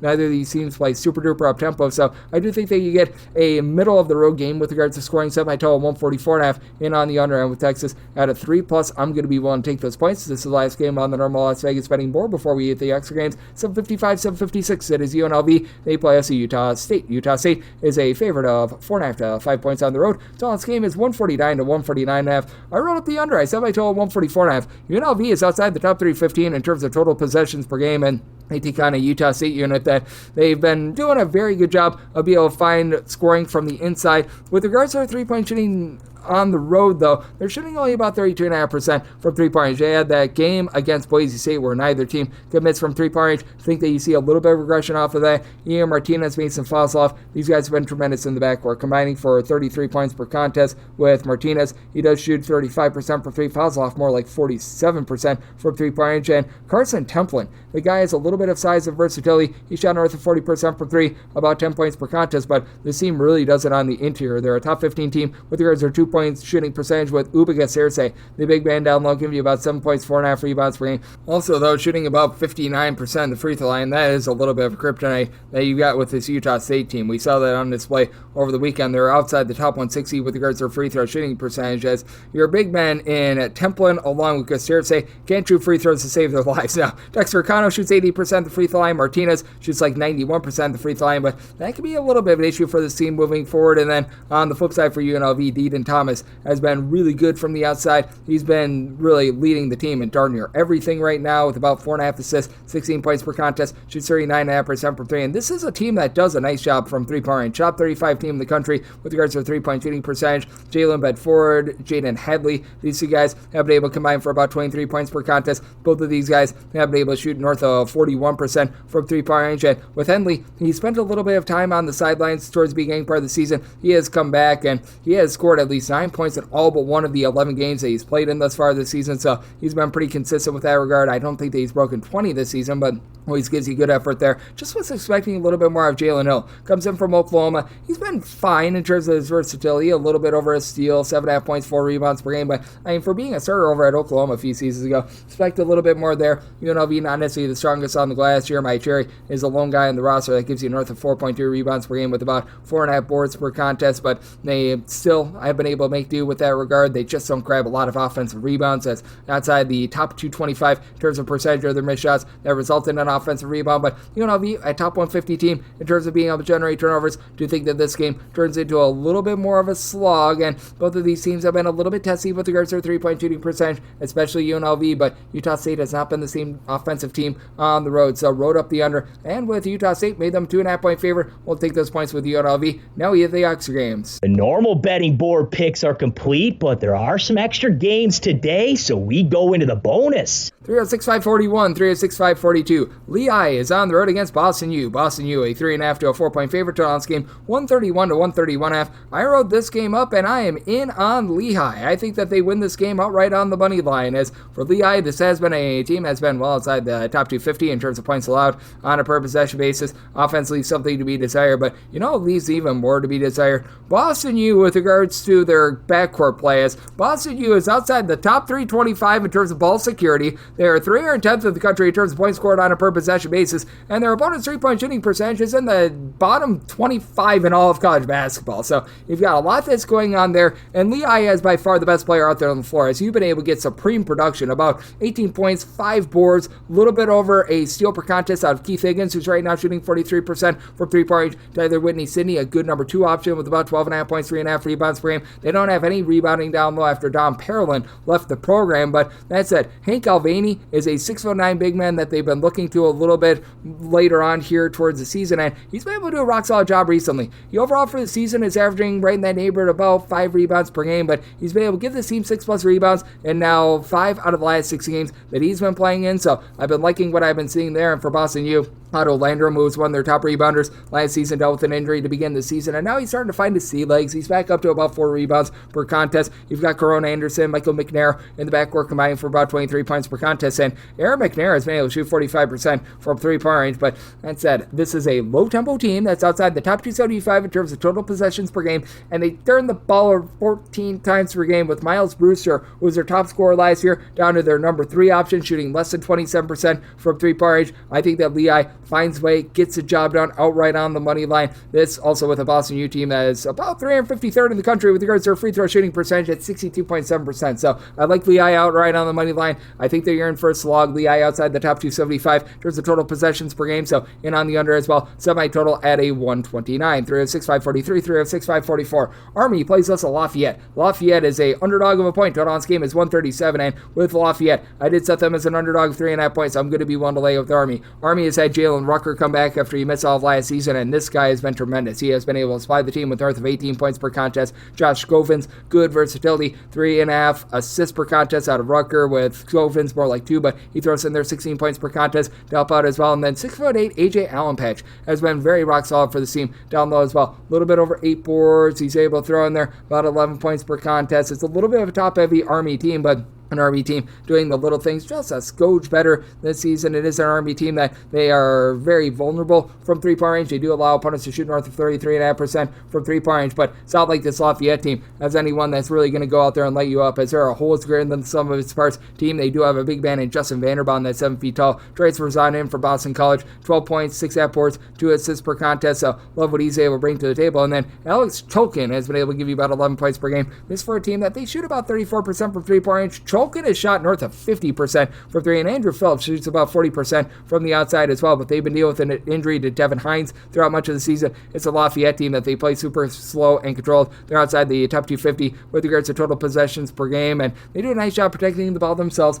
They're only turning the ball over about 10.5 times per contest, but they're outside the top 225 with regards to their overall rebound percentage. Army should be able to do a nice job, being able to get some second and third chances, as this is an Army team that's within the top 175 with regards to rebound percentage. Army has been able to do a nice job of being able to knife inside as well. Top 135 team with regards to their 2-point shooting percentage. Do think that Army finds a way to be able to get the job done here. I set them as a 3.5 point favorite, and this is an Army team that all of a sudden is playing quite up tempo. Top 100 team with regards to total possessions per game, and when it comes to being at home, Army has been very at home with regards to their 3-point shooting, going up to about 35.5%. So I'm going to be willing to lay with Army. Did set my total at a 141.5, so I'm also in on this total over 306.545, 306.546. It is UNC Asheville playing us to USC Upstate. Upstate is an underdog of 12.5 to 13 points, so it's between 160.5 to 161.5, and made Asheville the 15-point favorite. I'm going to be willing to lay the number. USC Upstate is outside the top 275 in terms of both points scored and points allowed on a per possession basis. Now, I like what Marty Richter is building over there at Upstate. I do think that there's quite a bit of upside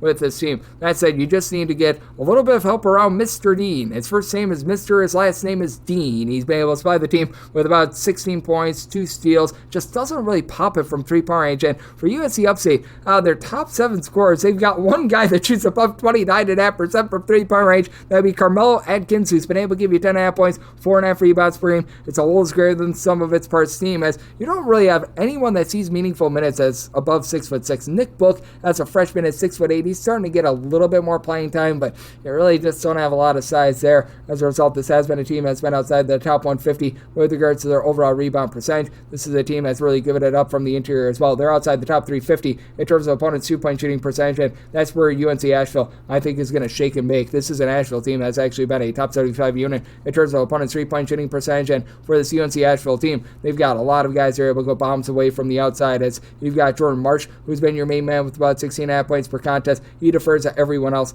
on the roster, gives out about 4 assists per contest, as right now you've got Josh Banks shooting 42.5% for 3, 15.5 points per contest. Fletcher Abey, it's not maybe, it's yes that he shoots 46.5% for 3-point range, 11.5 points per contest. Now it is a UNC Asheville team that's well outside the top 275 themselves in terms of points allowed on a per possession basis, but they are a team that, in terms of their defensive rebound percentage, well outside the top 275 nationally, but they also do a nice job giving you some shot blocks, as well as you've got Toya Solomon, who's able to give you about 7.5 boards, up block, 15 points per game. He should be able to dominate this game down low. Greg Gant has been able to give you a little bit of something on the interior as well, along with about 3 assists, 1.2 steals per contest as well. Love his overall versatility, and I do think that UNC Asheville finds a way to get the job done here. I said Asheville is a 15-point favorite. I'm going to be willing to lay the number. Both of these teams are in the top 100 with regards to total possessions per game, and with Upstate being a nice hearty 300 plus in the country in terms of points allowed on a per possession basis, as a matter of fact 346, I'm in on this total over semi-total 165, and willing to lay with Asheville. 306.547, 306.548.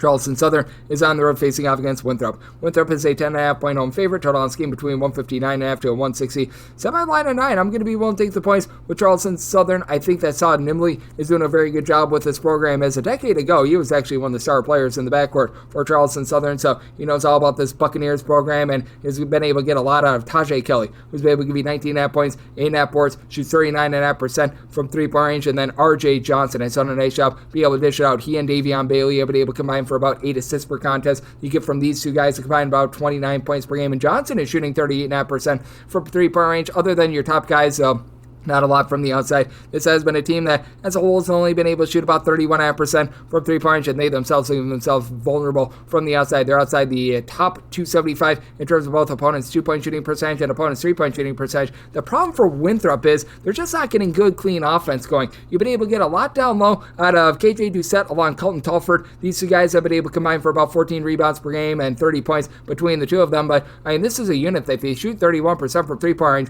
That's outside the top 3 internationally. They're a team that gets to the free throw line a ton. They actually lead the nation in terms of free throw attempts per game, and they shoot 66.6% at the free throw line. If you take out the dot, that's 666. That's not a place where you want to be, Winthrop. And right now for Winthrop, they've been able to do a nice job generating turnovers. Top 60 team in the country with regards to turnovers forced on a per possession basis, but they're right around 300 in terms of opponents' three-point shooting percentage as well. As they're really giving it up. They're allowing you to shoot 36% from the outside and goes up to 38% when they're at home. Charleston Southern, they've got some nice top flight scores. They're able to do a nice job there. I do think that this is going to be a sloppier game filled with turnovers. This Winthrop team, they play a little bit too fast for their own good. Winthrop, right now, in terms of total possessions per game, they're in the top 10 in all of college basketball. Despite the fact that you get a lot of possessions in this game, I think that there's going to be a lot of dead possessions. So, set by total 159 in on the under, and we'll take anything north of 9 here with Charleston Southern. 36-5-49, 36-5-50. Another game that I wrote up, Navy is playing out to Colgate. Colgate looking for a minty fresh cover as a 2.5 to a 3.5 point favorite. Total on this game, 138.5. Wrote this up when it was at 2.5. Now that you've got some threes out there, even better. I took the points with Navy, and as a matter of fact, I like them outright on the money line. I said Navy as a 2-point favorite. This is just not the same Colgate team that we've seen in the past. They're outside the top 240 in terms of points scored on a per possession basis. Now, Jeff Woodyard, their main rebounder, is able to supply the team with about 6 rebounds per game. He's back in the fold for them, but this is just not the Colgate teams that we've seen in the past. You've always seen a passing of the torch to that sort of do-it-all sort of guy. Last year it was Braden Smith. It started out with Jordan Burns. You've had quite a few guys like Nelly Cummings come in and have been able to do a nice job there. You just don't have that guy this year. Jalen Cox has given you like 4 boards, 4 assists, 10 points per contest, but Jalen Cox is also shooting 22% from three-point range. All the guys that came before him were relatively good three-point shooters. Nikolai G. Laquez has been able to give you about 11.5 points per contest. He shoots about 36% from three-point range, but Colgate is shooting about 34% from three-point range, and they're allowing opponents to shoot north of 34.5% from three-point range. This Colgate team is outside the top 250 in terms of points allowed on a per possession basis. Bottom 15 team in the country in terms of percentage of their missed shots that result in an offensive rebound as well. Now, to the credit of Colgate, they don't really put you on the free throw line too much, but they are dead last in the country in terms of free throws made on a per game basis, and you've got a Navy team that I think should be able to win the battle down low. You've got old Don Draper who's been able to give you 7+ rebounds per contest. It's a Navy team that has been a top 225 team in terms of turnovers forced on a per possession basis. I like what I'm seeing out of Austin Bengini, top scorer in this game, 16.5 points, 4 boards. He's been able to shoot 41.5% from three-point range, and Jinwoo Kim has been able to shoot 46.5% from 3, supplying the team with about 7.5 points per contest. Big reason why we've been seeing a little bit of a turnaround recently for this Navy team. They've gone 2-2 in Patriot League play after they were miserable outside the conference. I do think that having just a whole is greater than some of its parts approach with regards to the overall scoring outside of Bengini has been working out for them, with some like Jordan Pennick, who's been able to give you about 8 points per contest, being able to get the job done. And then you've got Aiden Kahoe, who's been able to give you 8.5 rebounds per game. So I do think that Navy wins from within. I said Navy as a favorite. I like them outright on the money line. Did somebody total 136 as well. Colgate again, outside the top 275 in terms of total possessions per game. I'm in on the under, and I'm in on Navy on the money line. 3-6-5-51, 3-6-5-52. Radford plays us to Gardner Webb. Gardner Webb, an underdog of 6.5 points. Total on this game, you're going to be finding it at a 144 to a 144.5. Set my line at 5.5. I'm going to be willing to take the points with Gardner Webb. Gardner Webb typically does a pretty solid job with their defense. They're back outside the top 175 in terms of points allowed on a per possession basis, but so it's Radford strangely, but neither of these teams are going to go into inferno mode from three-point range. And for Gardner Webb, they're still doing a relatively okay job with regards to their shot blocking. That thanks to the fact that Isaiah Richards has stepped up in a big way in the post, as he's been able to supply this team with a little bit north of a block and a half per contest, 6 points, 7.5 rebounds per game. You've had Daryl Simmons come in and be a really good outside scorer for the team, shooting north of 40% per 3, 96% the free throw line, 15.5 points per contest, and they need that free throw shooting because out of their top 5 scorers, he is the only guy that shoots above 80% of the free throw line. You've got got only two guys that shoot above 66.5% at the charity stripe. Jermaine Mann, Anthony Selden. These are two guys that began their career. Gardner Webb transferred out, and they boomerang transferred coming back into the program. They've been able to combine for about 26 points per contest, as they were big believers in Jeremy Luther, who he took over after Tim Kraft left in the offseason for a different position. And right now for this Radford team, it has been one that has been able to do a relatively solid job themselves down low. I've been really liking what I've been seeing in the 7.5 points, right around about 7 boards per contest out of Joshua Harris, but this is also a team that has been really rough with regards to their three-point shooting defense, outside the top 225 with that regard. And for Radford, they do shoot about 35.5% from three-point. Jarvis Moss, along with Brandon Macklin, both shoot 36% from three. Moss is your top scorer with 14 points per contest, and then Macklin gives out about 2.5 assists per game. But David Early, who comes on over from Tennessee Tech, was expecting a little bit more out of him. He's been dealing with a bit of injury. He's only been able to give you about 5 points per contest. This is a team that at home they allow you to shoot only about 28% from three-point range. In a roadside shoot court environment, this does shoot up to about 37% from the outside, so they've been a little bit better from that perspective. But I do think that Gardner Webb going to be able to do a pretty nice job. I'll be able to guard the three-point line in roadside shoot court games, allowing opponents to shoot just 30.5% from three-point range. That's a top 75 mark in all of college basketball. Neither of these teams are going to be pushing tempo and necessarily getting out of sorts. This is a Radford team that in terms of total possessions per game, they're back outside the top 250 with that regard. Gardner Webb has always been a relatively slow and controlled team. They're about 100th in the country in terms of total possessions per game, so they've seen a little bit of a rise there, but I do think that with Radford guarding from three the way that they do, they're able to help keep this total under. I did set my total as a result at a 139.5. I like the under, and at 6+ taking those points with Gardner Webb, and we wrap things up with 3 at 6.553, 3 at 6.554. The bracket Boston Bucknell Bison playoffs to Holy Cross, an underdog of 6 at 6.5 points. Totals between 134.5 to a 135. I saw my total 136.5. I'm in on the over. For Bucknell, they have been outside the top 320 in terms of ball security. They are turning the ball over north of 13 times per contest. So even though Bucknell is looking to play a little bit of tempo, they're in the top 50 in the country in terms of total possessions per game. And Holy Cross is the exact opposite. They're 355th in the country in terms of total possessions per game. Hasn't really yielded a lot of results with regards to scoring. Now, Bucknell by far the better defensive team in this game. Holy Cross, in terms of points allowed on a per possession basis, is pretty wholly awful, as they are 318th in all of college basketball with that regard. And Bucknell has actually been a top 100 team with regards to points allowed on a per possession basis. Big reason why Noah Williamson has been able to give you north of a block per contest. He's a true 7-footer that's able to give you double figures, but this is a Holy Cross team that shot it really well from three-point range, and they've got nice versatility. They've got a pair of guys that are 6'6" and Joe Nugent, along with Max Green, that both give you between 13 to 13.5 points per contest, and Nugent has been shooting 46% from three-point range, and then I kid you not, Tyler Boston, when he's been out there on the court now, he's only shot 11 threes thus far this season, but he's 9 of 11 from three-point range thus far this season, so he's been pretty good there. He's unfortunately on the sidelines right now. We're not going to be seeing any of him in this game, but this team as a whole in Holy Cross has been a top 20 team with regards to their three-point shooting percentage. They are shooting as a collective 39.7% from the outside, and they don't foul. They don't put you on the free throw line. They're a top 20 team in terms of fewest foul attempts given on a per possession basis. Gabe Warren has been out of the lineup, but there's hope that he's going to be able to play in this game as well. You've got DeAndre Williams giving you about 6.5 points per contest. Aiden Richard has been able to shoot north of 40% from three-point range himself, but with Holy Cross, while they do a nice job of being able to pop it from three-point range, very vulnerable on the inside, outside the top 320 in terms of opponents' two-point shooting percentage, and with regards to their offensive rebound percentage, they're a bottom 15 team in all of college basketball. Holy Cross, they themselves a bottom 10 team in the country in terms of free throw attempts per game. That said, I do think that three-point shooting is going to be able to keep them lively in this game. This Bucknell team has been able to do a pretty rock-solid job with regards to their defense, but they do give up quite a bit more from the outside rather than the inside. You've had Josh Bosco in the backcourt be able to give you 14.5 points, 3.5 assists per contest, and from three-point range, he's been able to shoot 36.5% from three, but they're still missing Ian Moda. Their top three-point shooter has been able to shoot about 42.5% from three, and without him, Bosco is pretty much the only guy in the roster that shoots above 33.5% from three-point range, and this is a Bucknell team that are outside the top 145 in terms of opponents' three-point shooting percentage as well. So, circumstance where I set Bucknell as a 4.5 point favorite, I'm willing to take the points with Holy Cross, and I'm in on the over as well, so I total 136.5, and that'll wrap things up for the Wednesday edition of Coast to Coast Hoops, now part of the VSiN family of podcasts. A big thanks to our good friend Rocco Miller over at Bracketeer.org for joining me in the last segment. If you do like hearing from this fine podcast, Coast to Coast Hoops, you're able to subscribe wherever you get podcasts, Apple Podcasts, Google Play, Spotify, Stitcher, and TuneIn. If you have a question, comment, segment idea, what have you for this podcast, you have one of two ways we offer this in. First one is my Twitter /X timeline at WN_D1. Keep in mind, letters EM, they mean does not matter. So, as per usual, please do send these into the timeline. Other ways, find an Apple Podcast review. If you rate this podcast 5 stars, it is very much appreciated. From there, you're able to fire in whatever you'd like to hear on this podcast via the 5-star review, coming at you guys every single day throughout the season on this podcast, which means I'll be back with you once again tomorrow. Thank you.